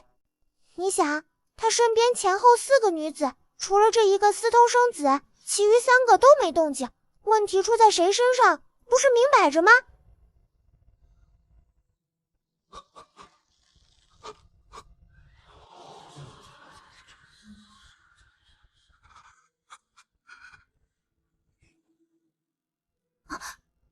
怎么了这是？宿主，于凌天晕过去了。狮子虚成这样，还日日操劳，晕过去也是难免的。看着人模人样，实则没几分担当。抬下去，传太医，后续事宜御史台查办。呱呱，你知道这3处外室都住在哪儿吗？柳树胡同8号，杏花巷28号，翡翠巷16号。说来说去，最无辜的还是孔夫人，白白背了这么多年不能生的名声。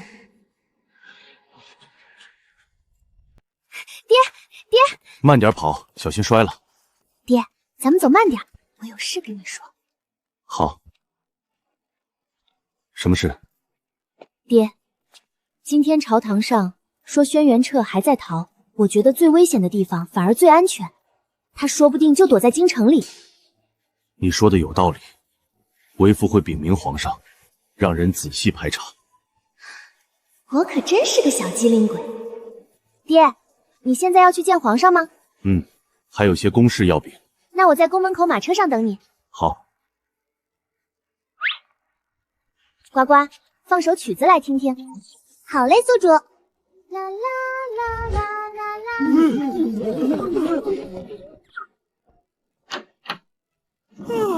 宿主，有热闹看了。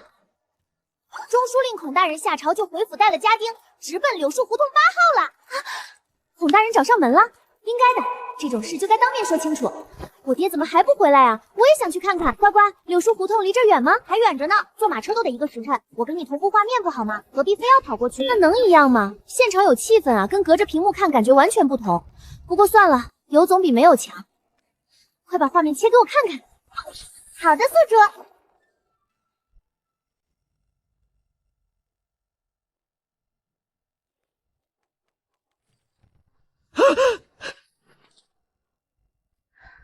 不知大人登门有何贵干？你不必装糊涂，你是什么身份，做过什么事，本官一清二楚。以良家女子身份勾引人夫，私藏外室，意图混淆宗族血脉，按律当送官查办。来人，把人带回去，连同院里的财物一并清点，一并送官处置。是。我是于大人的人，你们不能动我，于大人不会放过你们的。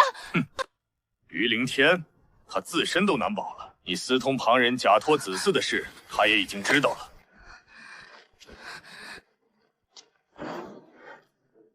这么快就解决了，我还以为会多争持一会儿。孔大人行事还挺利落。宿主，孔大人去翡翠巷了，孔夫人也动了身，带着丫鬟婆子往杏花巷去了，看样子是要亲自去会会那外室。真的，孔夫人亲自去了。瑶瑶，上车吧。爹，你可回来了。回府吧。爹，咱们绕一下杏花巷行不行？去那儿做什么？我听说那边有个老字号的点心铺，想去看看。听谁说的？哎呀，就是听人说的。爹，你就带我去看看嘛。就去看看，不许胡闹。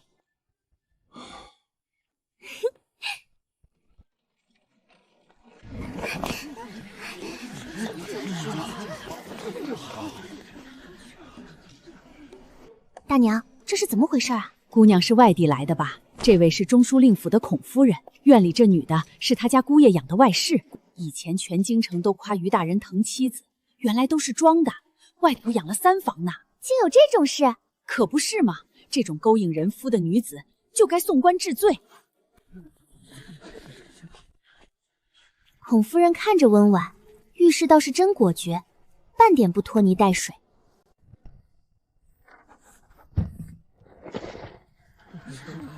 小宋大人，孔夫人不必多礼。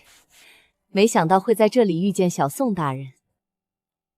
我跟父亲路过这边，见这边人多，就过来看看，倒是巧了。说起来，我们一家都该谢谢你。若不是你，我们还不知要被蒙在鼓里多久。我府里还有个小女儿，年纪与你相仿，性子文静，有空了常来府里坐坐，你们也能做个伴儿。多谢夫人相邀，有空我一定去拜访。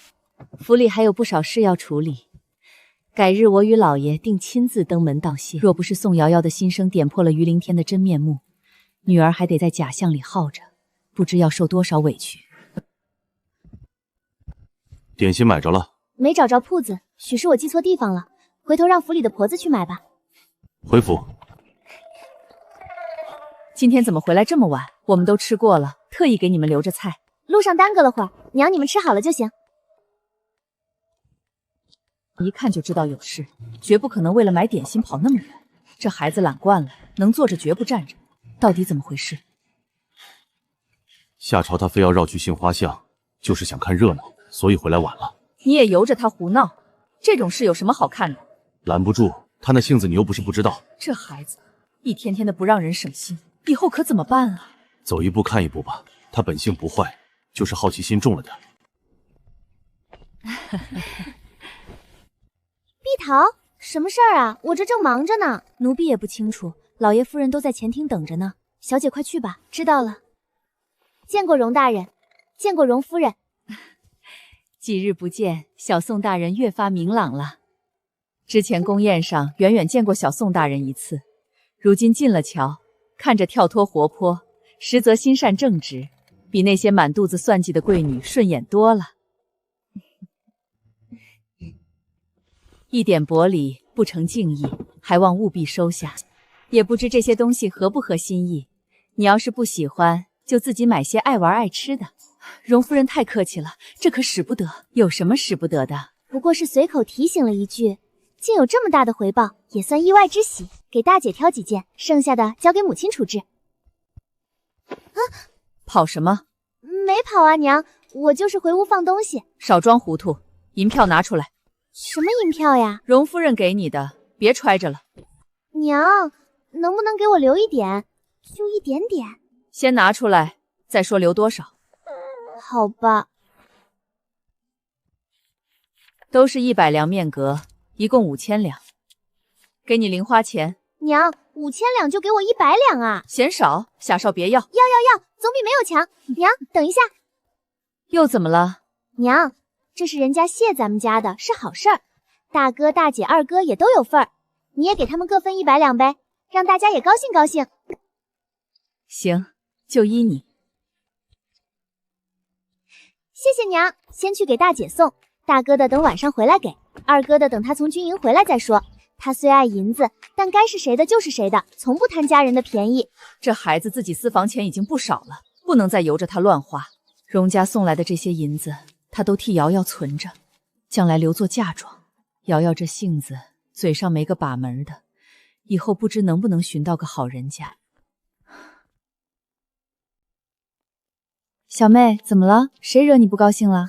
大姐，娘把荣夫人给的5000两都收走了，就给我留了100两，我好惨啊！娘也是为你好，怕你乱花钱。我才不会乱花呢。大姐，这几样首饰我看着适合你，你拿着。还有这100两，是娘说分给咱们兄妹的，你的部分。首饰我收下，银票你自己留着花，我用不着。那怎么行？说好一人一份的。快收着，买点自己喜欢的东西。大姐，明天我休沐，咱们上街逛去呗。你跟娘说了吗？还没呢，娘肯定会同意的。行，只要娘答应，我就陪你去。太好了，娘，我明天休护，想和阿姐逛街，可以吗？明天多带点护卫，别走太远，注意安全。阿姐，好了没？好了。大姐，你今天也太好看了吧！就你嘴甜。我说的是实话呀。大姐，今天咱们去哪儿？你想去哪儿？我对京城不熟，大姐安排就好。行，上次去了成衣铺、首饰楼，今天带你去胭脂铺看看，再去点心铺买些吃的。好。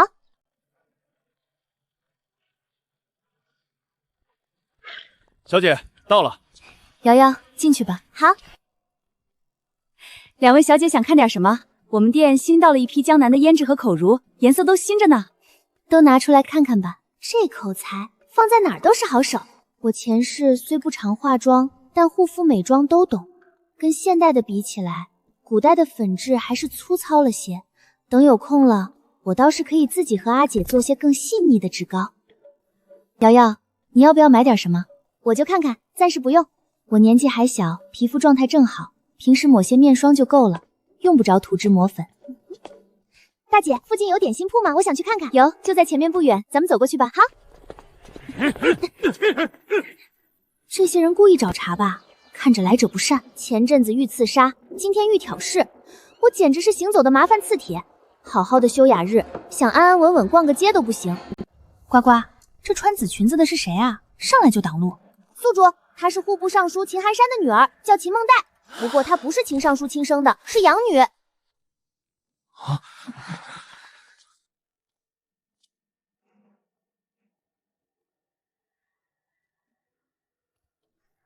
你胡说八道什么？我说话了吗？我嘴都没张。姑娘怎么平白无故污蔑人？找茬也得找个像样的理由吧。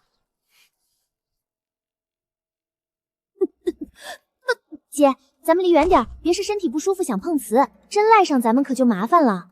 好，咱们站边上些。她不会真的想碰瓷吧？看着好好一个姑娘，怎么干这种事？谁知道呢？或许是看咱们面善。咱们再站远点，这样总碰不上瓷了。养女是怎么回事？秦尚书府还能抱错孩子？宿主，这就是坊间常说的真假千金戏码。秦梦黛是假的，秦大人的亲生女儿流落在外，前不久才接回来。还有这种事？前世看杂技见过类似的，没想到现实里真有。快说说，到底怎么回事？好好的尚书府怎么会出这种差错？户部尚书秦寒山的夫人是太师嫡女苏婉儿，成婚3年才怀上头胎，生产那天难产，九死一生生下个女儿，就是秦梦黛。秦夫人也因此伤了身子，再不能生育，对这唯一的女儿视若珍宝。直到前段的时间，秦夫人的奶娘病危，临终前才说出真相。当年秦夫人产后昏迷，奶娘受人指使，把2个孩子调换了。她本要把真千金处理掉，终究是心软，偷送去了乡下农户家。奶娘说，她男人当年赌输了一大笔钱，还不上就要受重罚。有个黑衣人出钱帮他们还了债，条件就是听候差遣。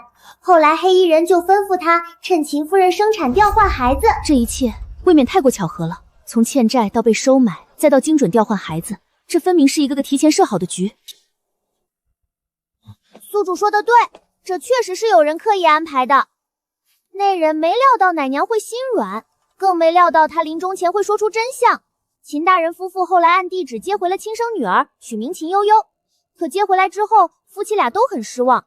真千金在乡下吃了太多苦，性子怯懦，见人就躲，皮肤粗糙，手上都是茧子，跟他们想象中的千金小姐差远了。夫妻俩嫌她上不了台面，把她安置在府里最偏的院子，平时不许出门。说是小姐，过得还不如体面丫鬟。下人们见风使舵，也都苛待她，饭食都给最差的，反而对秦梦嫣这个养女依旧娇惯着。亲生女儿流落在外，吃了那么多苦，接回来不好好补偿，反倒嫌这嫌那，对这个冒牌货却掏心掏肺，真是糊涂。可不是嘛，亲女儿在府里过得连下人都不如，想想都可怜。背后设计这一切的人是谁？那个黑衣人有来头吗？黑衣人只是个办事的，宿主猜猜主谋是谁？我猜不到，你直接说吧。是秦寒山的小妾郭氏，她本是江南富商郭家的嫡女，10几年前郭家遭了难，满门遇害，只有她带着几个护卫逃到京城，被秦寒山所救后，就顺势做了她的妾室。秦夫人怀孕时，她也查出有了身孕，诊脉说都是女儿。她不甘心自己的女儿做庶女，就设计了这场换子局。黑衣人就是当年护送她逃出来的护卫，对她忠心耿耿。所以秦梦黛其实是郭姨娘的女儿。没错，好一招李代瓜当，为了让自己女儿享嫡女的福，硬生生把人家亲女儿换去乡下受罪，心肠也太狠了。那她自己生产的时候怎么瞒过去的？她买通了产婆，对外说孩子生下来就没了气息。秦寒山还心疼了她好久，赏了不少补品珍宝。这郭氏真是好手段，把满府的人都骗过去了。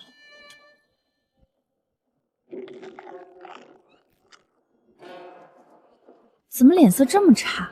不会又想装晕碰瓷吧？人家这是受打击太大了，不是装的。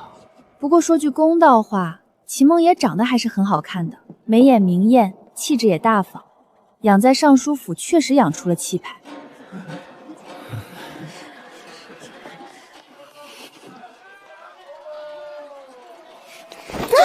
欺负他大姐，真当他们好欺负？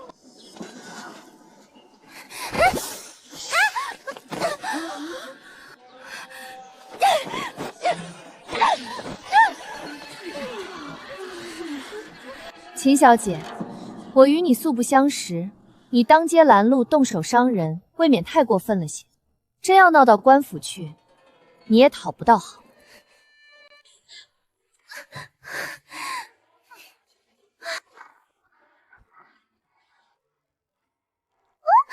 他这衣服破了，不会赖上我吧？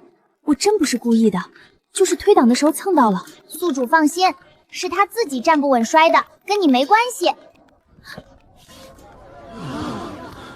表妹，你怎么样了？这位是秦梦呆的表哥，是秦夫人兄长的儿子苏宇，苏太师孙子。苏太师一身刚正，怎么孙子是这般性子？他从小就偏爱女子的服饰物件，觉得自己该是女儿身。家里长辈打过骂过，可他性子执拗，怎么都改不了。后来家里见实在拗不过，也就随他去了，只是不许他在外太过张扬，也是个苦命人。生在这个礼教森严的世道，有这样的心思，注定要受不少非议。若是生在更开明的年月，或许就能堂堂正按自己的心意活来。是啊，可惜生不逢时。长这么大，听过无数嘲讽谩骂，却不曾听过按自己的心意活。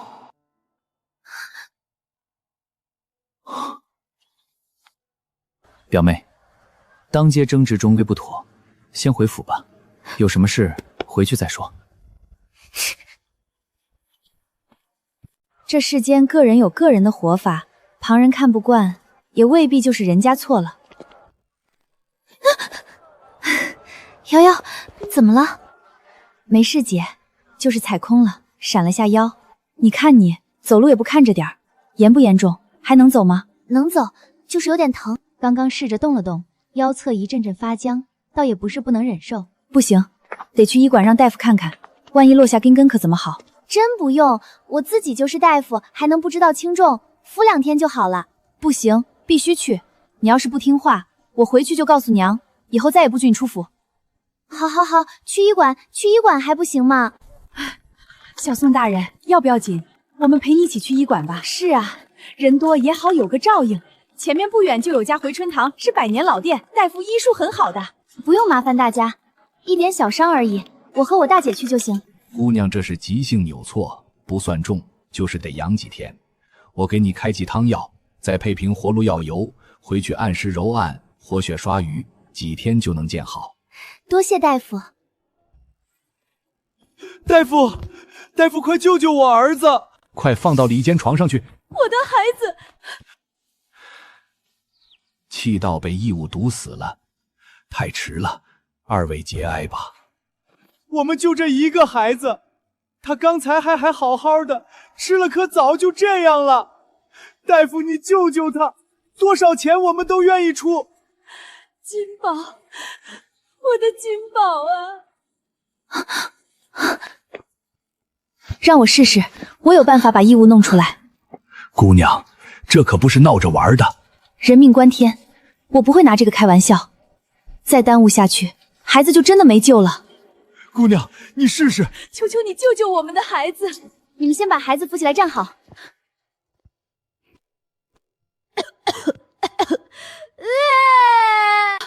孩子哭了。通了，真的通了。姑娘这法子真是神了，多谢姑娘救命之恩，多谢姑娘，多谢姑娘。快别这样，举手之劳而已。孩子刚缓过来，好好安抚着，这2天别吃太硬的东西。多谢姑娘，我们一定记住。我们记住了。姑娘，诊金多少？我们这就给你拿。不用诊金，正巧遇上了而已。你们带着孩子回去吧，仔细着点。谢谢姑娘。谢谢姑娘。姑娘年纪轻轻，竟有这般医术，还有这般人心，老夫佩服。不知姑娘刚才用的是什么法子，可否赐教？古代医术多是家传，轻易不外传。老大夫这么问，怕是已经鼓起很大勇气了。大夫客气了，这法子叫海默利克急救法，专门用来救气道异物梗阻的，不是什么秘传的本事，就是个急救技巧，谁学会了都能救命。我演示给您看，您学会了，以后再遇上这样的病人，也能及时施咒。姑娘胸襟开阔，不藏私，不居功，愿将救人之法公之于众，实乃医者仁心。老夫代天下百姓谢过姑娘。大夫言重了，能多一个人学会，就能多救一条命，这是好事。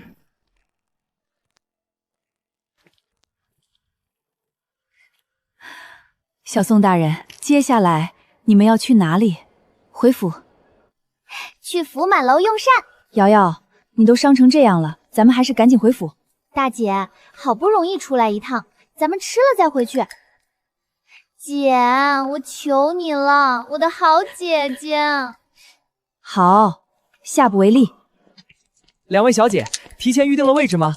啊，没有。实在不好意思，酒楼已经客满了，两位小姐需要等一会儿才行。哎，光想着吃饭，倒是把福满楼生意爆火的事给忘了。是啊，也只能打道回府了。小宋大人，见过六王爷。都起来吧。远远就看到你们一群人朝着福满楼走来，怎么刚到门口，小宋大人都没进去就要走了？下官来的不是时候，福满楼客满了，我没有提前预定位置，所以打算离开了。小宋大人要是不介意的话，可以和我们一起。既然六王爷诚心邀请，那下官就却之不恭了。瑶瑶，你怎么没和我商量，就答应和六王爷他们一起用膳了？大姐，有人免费请咱们吃饭，这不是好事吗？再说了，上次来福满楼，我看到好几道菜都想吃，可是价格太贵了，我都没舍得点。今天不用咱们花钱，这多好啊！福房福，一会儿咱们可以挑那些最贵的点，也让我体验吃大户的感觉。瑶瑶，这样不好吧？小宋大人、宋大小姐，请坐。两位姑娘想吃点什么？我就喜欢吃贵的，越贵的越好。大姐，你拽我干什么？这不是殿下诚心问我，我就是实话实说了吗？上几道你们这里的招牌菜，另外再上2道你们这里价格最贵的菜肴。至于其他的，你看着安排就好。是。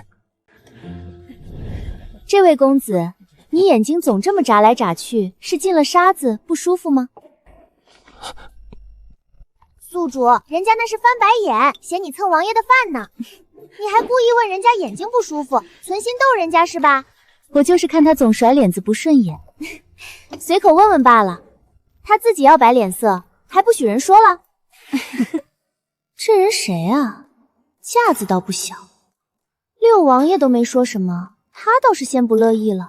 他叫苏木，是苏太师的孙子，秦梦蝶的表哥，跟之前的苏雨是堂兄弟。那他知道秦梦带的假千金身份吗？不知道，尚书府对外一直说他们看秦悠悠太可怜，说是于心不忍，才收养了那个孩子。他们害怕太师知道后，会让他们把秦梦带这个假货送走。秦寒山和苏婉儿可舍不得让秦梦专离开。我就说秦寒山和苏婉儿这2个人的脑子不正常。亲生女儿秦悠悠从小吃了那么多苦，受了那么多的罪，好不容易找回来了，还被他们关在偏僻的后院里，吃不饱穿不暖，连个府里的丫鬟都不如，倒是把那个假货秦梦璇宠到了骨子里。哼，有他们后悔的时候。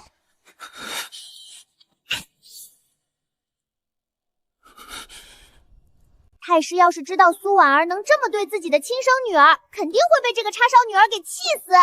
像秦寒山和苏婉儿这种脑子不正常的人，肯定还不知道自己错在了哪里。唉，只是可怜了秦悠悠那个真千金。宿主，你别光说别人糊涂，你对面坐着的这位也没清醒到哪儿去。快说说，怎么回事？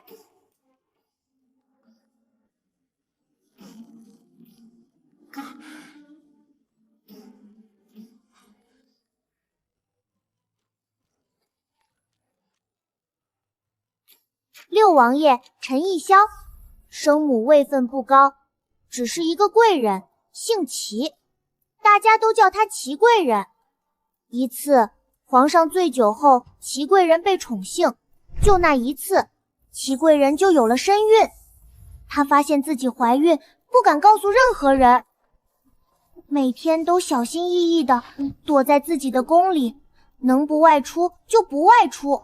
等到月份大了，肚子实在藏不住了，大家才发现她齐贵人怀孕了。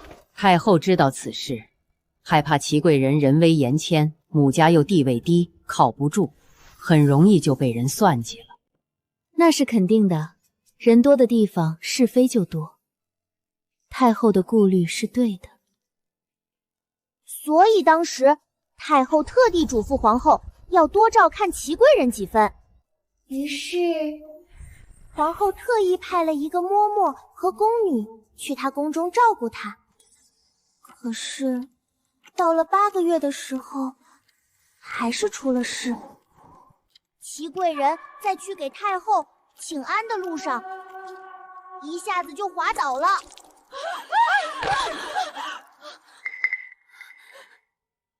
齐贵人当时下身就流出了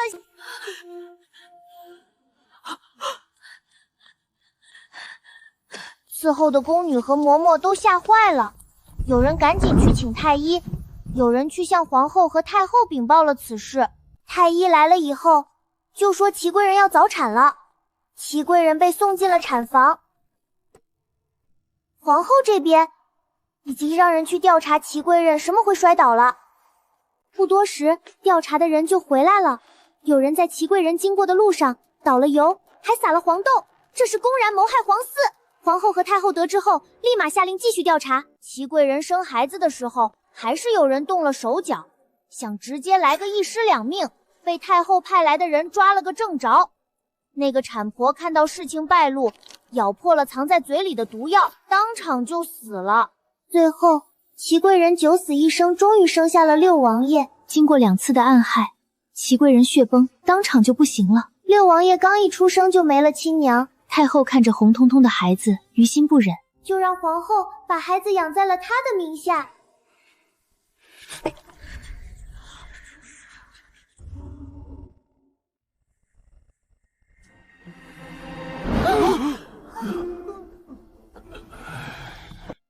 这事儿六王爷知道吗？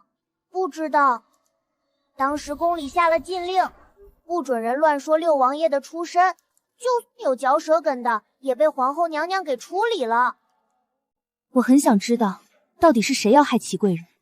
说起来，齐贵人也真够倒霉的，就是一个小小的贵人，可是对她下手的却是好几拨人。什么？好几拨人？第一波就是刘贵妃。刘贵妃虽然宠冠六宫，但是一直没有子嗣。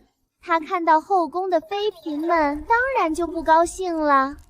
她让人去打听好了齐贵人出行的时间和路线，就在齐贵人的必经之路上撒了油。刘贵妃派去的人以为自己做的天衣无缝，结果撒油的那一幕还是被梁妃的人给看到了。等刘贵妃派去的人走了后，梁妃的侍女才敢悄悄出来。那个小侍女回去后就把这事儿告诉了梁妃。梁妃听完侍女的话，非但没有阻止事情的发生，还派那个小侍女在撒油的路面上又撒了2把黄豆，这是怕齐贵人死得不够彻底，还来个双重保险。果然如刘贵妃和梁妃料想的那样，齐贵人早产了。但谁也没想到，生产的时候池妃也插了一脚。那个产婆就是池妃早早安插在齐贵人这边的。就这样，齐贵人没了。唉，好好的一个美人，说没就没了，真是令人唏嘘。现在刘贵妃、梁妃、池妃不是好好的在宫里吗？这皇后没查出来害齐贵人的幕后之人，还是另有隐情？当然是另有隐情啦。刘贵妃、梁妃、池妃的母族实力强大，牵一发而动全身。所以一个小小的贵人死了就死了，最后这事就不了了之了。哎，呱呱，你说了这么多，这和六王爷脑子不正停有什么关系？宿主，你别着急啊，听我慢慢说。六王爷就在皇后的膝下慢慢长大，皇后倒是对六王爷这个养子很好，只要是二王爷有的，六王爷都会有一份。六王爷5岁那一年，因为贪玩，甩开了跟着他的太监和宫女，一个人跑到荷花池边玩。结果不知道是谁从后面推了他一把，他整个人就掉进了荷花池。六王爷根本不会游泳，短胳膊短腿的扑腾了几下，他感觉自己快不行的时候，迷迷糊糊中有人救了他。昏迷前，六王爷看到是一个小女孩把他拉出了荷花池，小女孩的脖子上挂着一个项链，他记下了项链的样子后，就彻底昏了过去。六王爷那次病得很厉害，在床上躺了2个月。等六王爷病好了以后，就开始打听那天进宫的都有哪些府里的家眷。那天好几个夫人都带着自家孩子进宫拜见皇后娘娘，具体救了六王爷的是哪个府里的小女孩，六王爷也没看清楚，就只记住了那条项链。六王爷记住了那天进宫的几家人，决定慢慢调查。就这样过了几年，六王爷终于在一次宫宴上再次看到了有人戴着那条项链。那条项戴在了从3品校尉将军府小姐欧白金的脖子上。六王爷也确认过了，从3品校尉将军夫人自己落水的那天，确实也进了宫。六王爷就认为救了自己的就是欧白静了。在那之后，六王爷只要得了什么好东西，都要送去给欧白景。可以说，只要自己有的，他都会无条件的送一份给欧白景。简直把欧白景宠上了天。六王爷对待自己的救命恩人好一些，这个没毛病啊。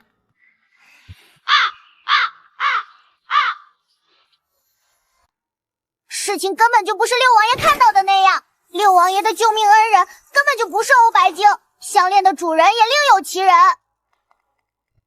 这是要来个惊天大反转了，赶紧给我说说到底是怎么回事。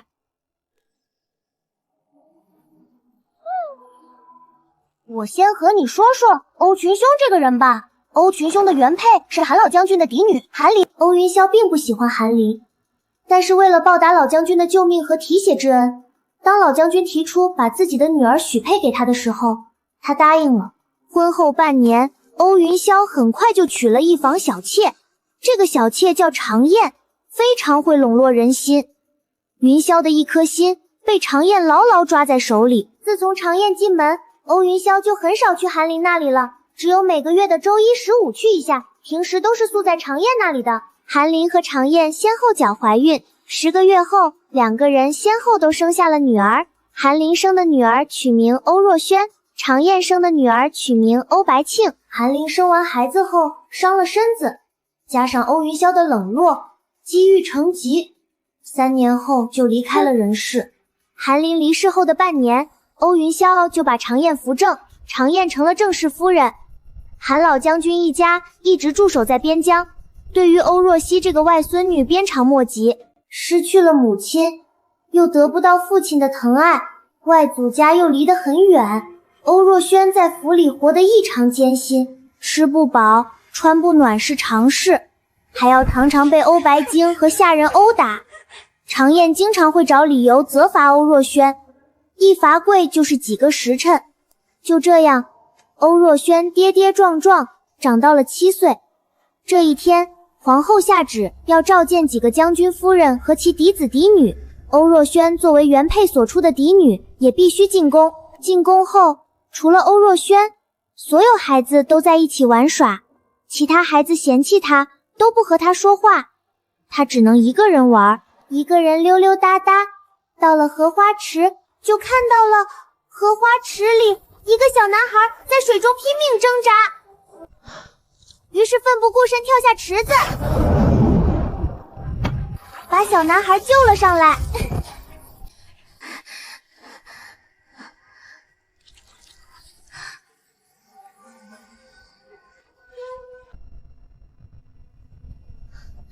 等欧若曦再次醒来的时候，已经在被送去庄子的马车上了。自己随身带的那条项链也不见了。那条项链是韩玲留给欧若轩的遗物，翻遍了全身，项链也没找到。虽然欧若轩很失落，但想着去了庄子上就不用再挨饿挨打了，也很开心。到了庄子上，欧若轩的日子果然好过了不少。就这样，欧若轩长到了18岁的时候，被接回了府里。接他回来的原因很简单，韩老将军用自己的战功，希望皇上给自己的外孙女赐一门好亲事。皇上考虑过后，就把欧若轩诉给了六王爷陈义霄。很多人都知道，六王爷心里只有欧白庆。突然冒出来一个乡下的野丫头，占了六王妃的位置，六王爷肯定不愿意了。在六王爷眼里，自己的王妃只能是欧白庆。他觉得欧若轩利用韩老将军逼迫自己娶她，真是打得一手好算盘。于是在婚前，六王爷就羞辱欧若轩不知廉耻，强迫自己娶她。婚后更是极致的侮辱欧若轩。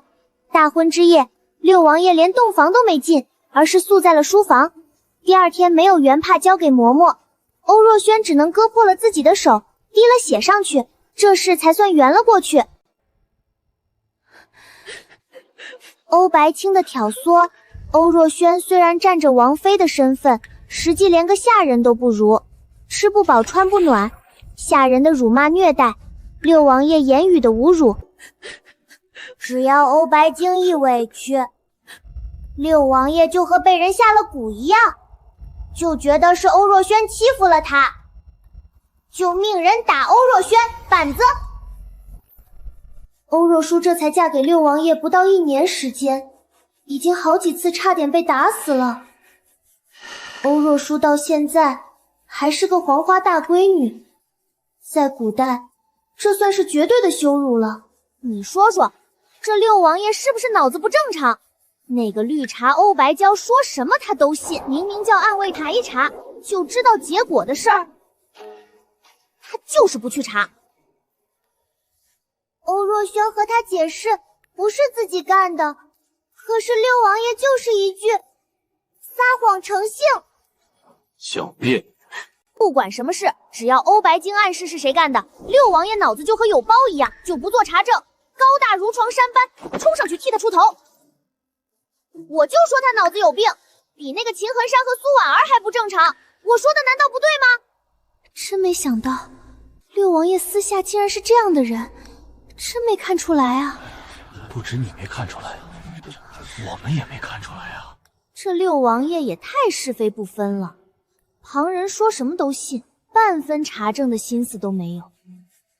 真要是哪天欧白韵递给他什么东西，他怕是看都不看就接了。他这般一门心思偏护欧白星，到头来只怕是竹篓打水一场空。早知道他这么糊涂，我刚才就该多点2道招牌菜，也算替欧若轩出口气。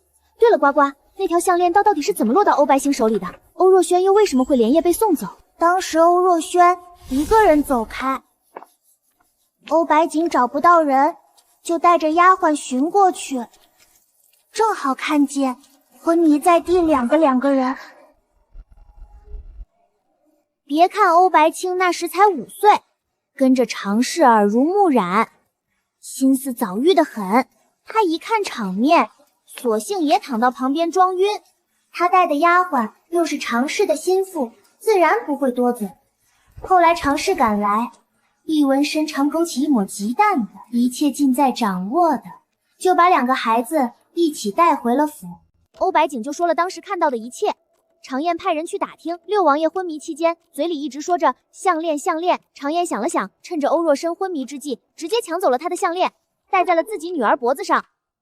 害怕事情败露，常燕又给欧行轩吹枕头风。就这样，欧若轩连夜被送去了庄子上。几年后的宫宴上，也是常燕和欧白金故意让六王爷看到那条项链的。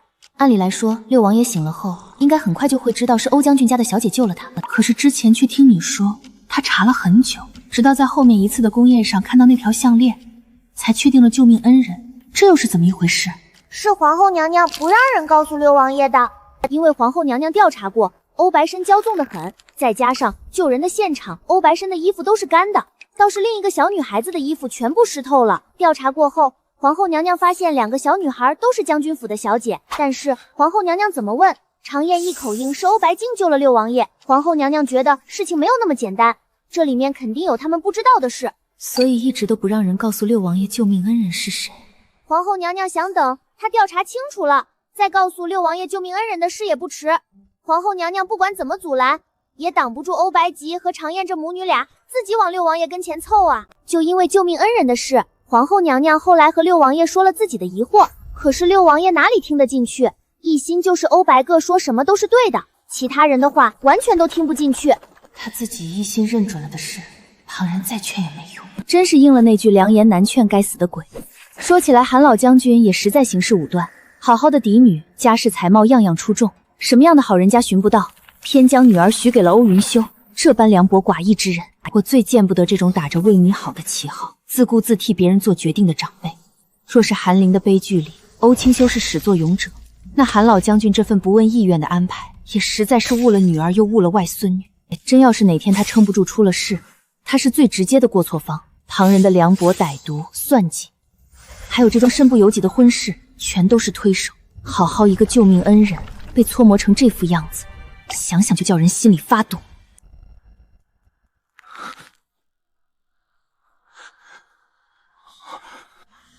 呱呱，欧若轩知道不知道自己当年救的小男孩是六王爷？知道。欧若轩刚回来，看到欧白晶带着自己母亲的遗物想拿回来的时候，结果六王爷就冲出来护着欧白晶，还说那条项链是他救命恩人的东西。在诉说中，欧若轩就全明白了，为什么自己的项链会在欧白晶身上，为什么自己会被连夜送走，一切都是这欧白星母女俩算计好的，抢了他的救命之恩。欧若轩和六王爷解释过，自己才是他的救命恩人，结果六王爷鄙夷的看着他说，你欺负晶晶就算了，还抢他的救命之恩，你还是不是人？随后又说欧若轩顽虐不堪，撒谎持性，救命人把欧若轩打了30大板，这30大板差点把欧若轩打死。从那以后，欧若轩就再也没提过救命之恩的事了。这个六王爷简直丧心病狂啊！一个身强体壮的男子都不一定扛得过30大板，他竟然把一个女子打了30大板，而且这个女子还是他的王妃。我真不知道六王爷温润的外表下是怎样的一副黑心肝。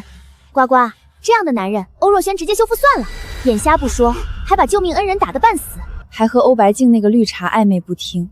你说这样的狗男人要来干什么？不嫌晦气吗？宿主，在这个古代，只有休妻没有休夫，倒是可以丧夫、下毒、刺杀，都可以。只要是六王爷嘎了，那欧若珊就彻底自由了。呱呱，你能不能现实点？那是皇子，是说死就能死的吗？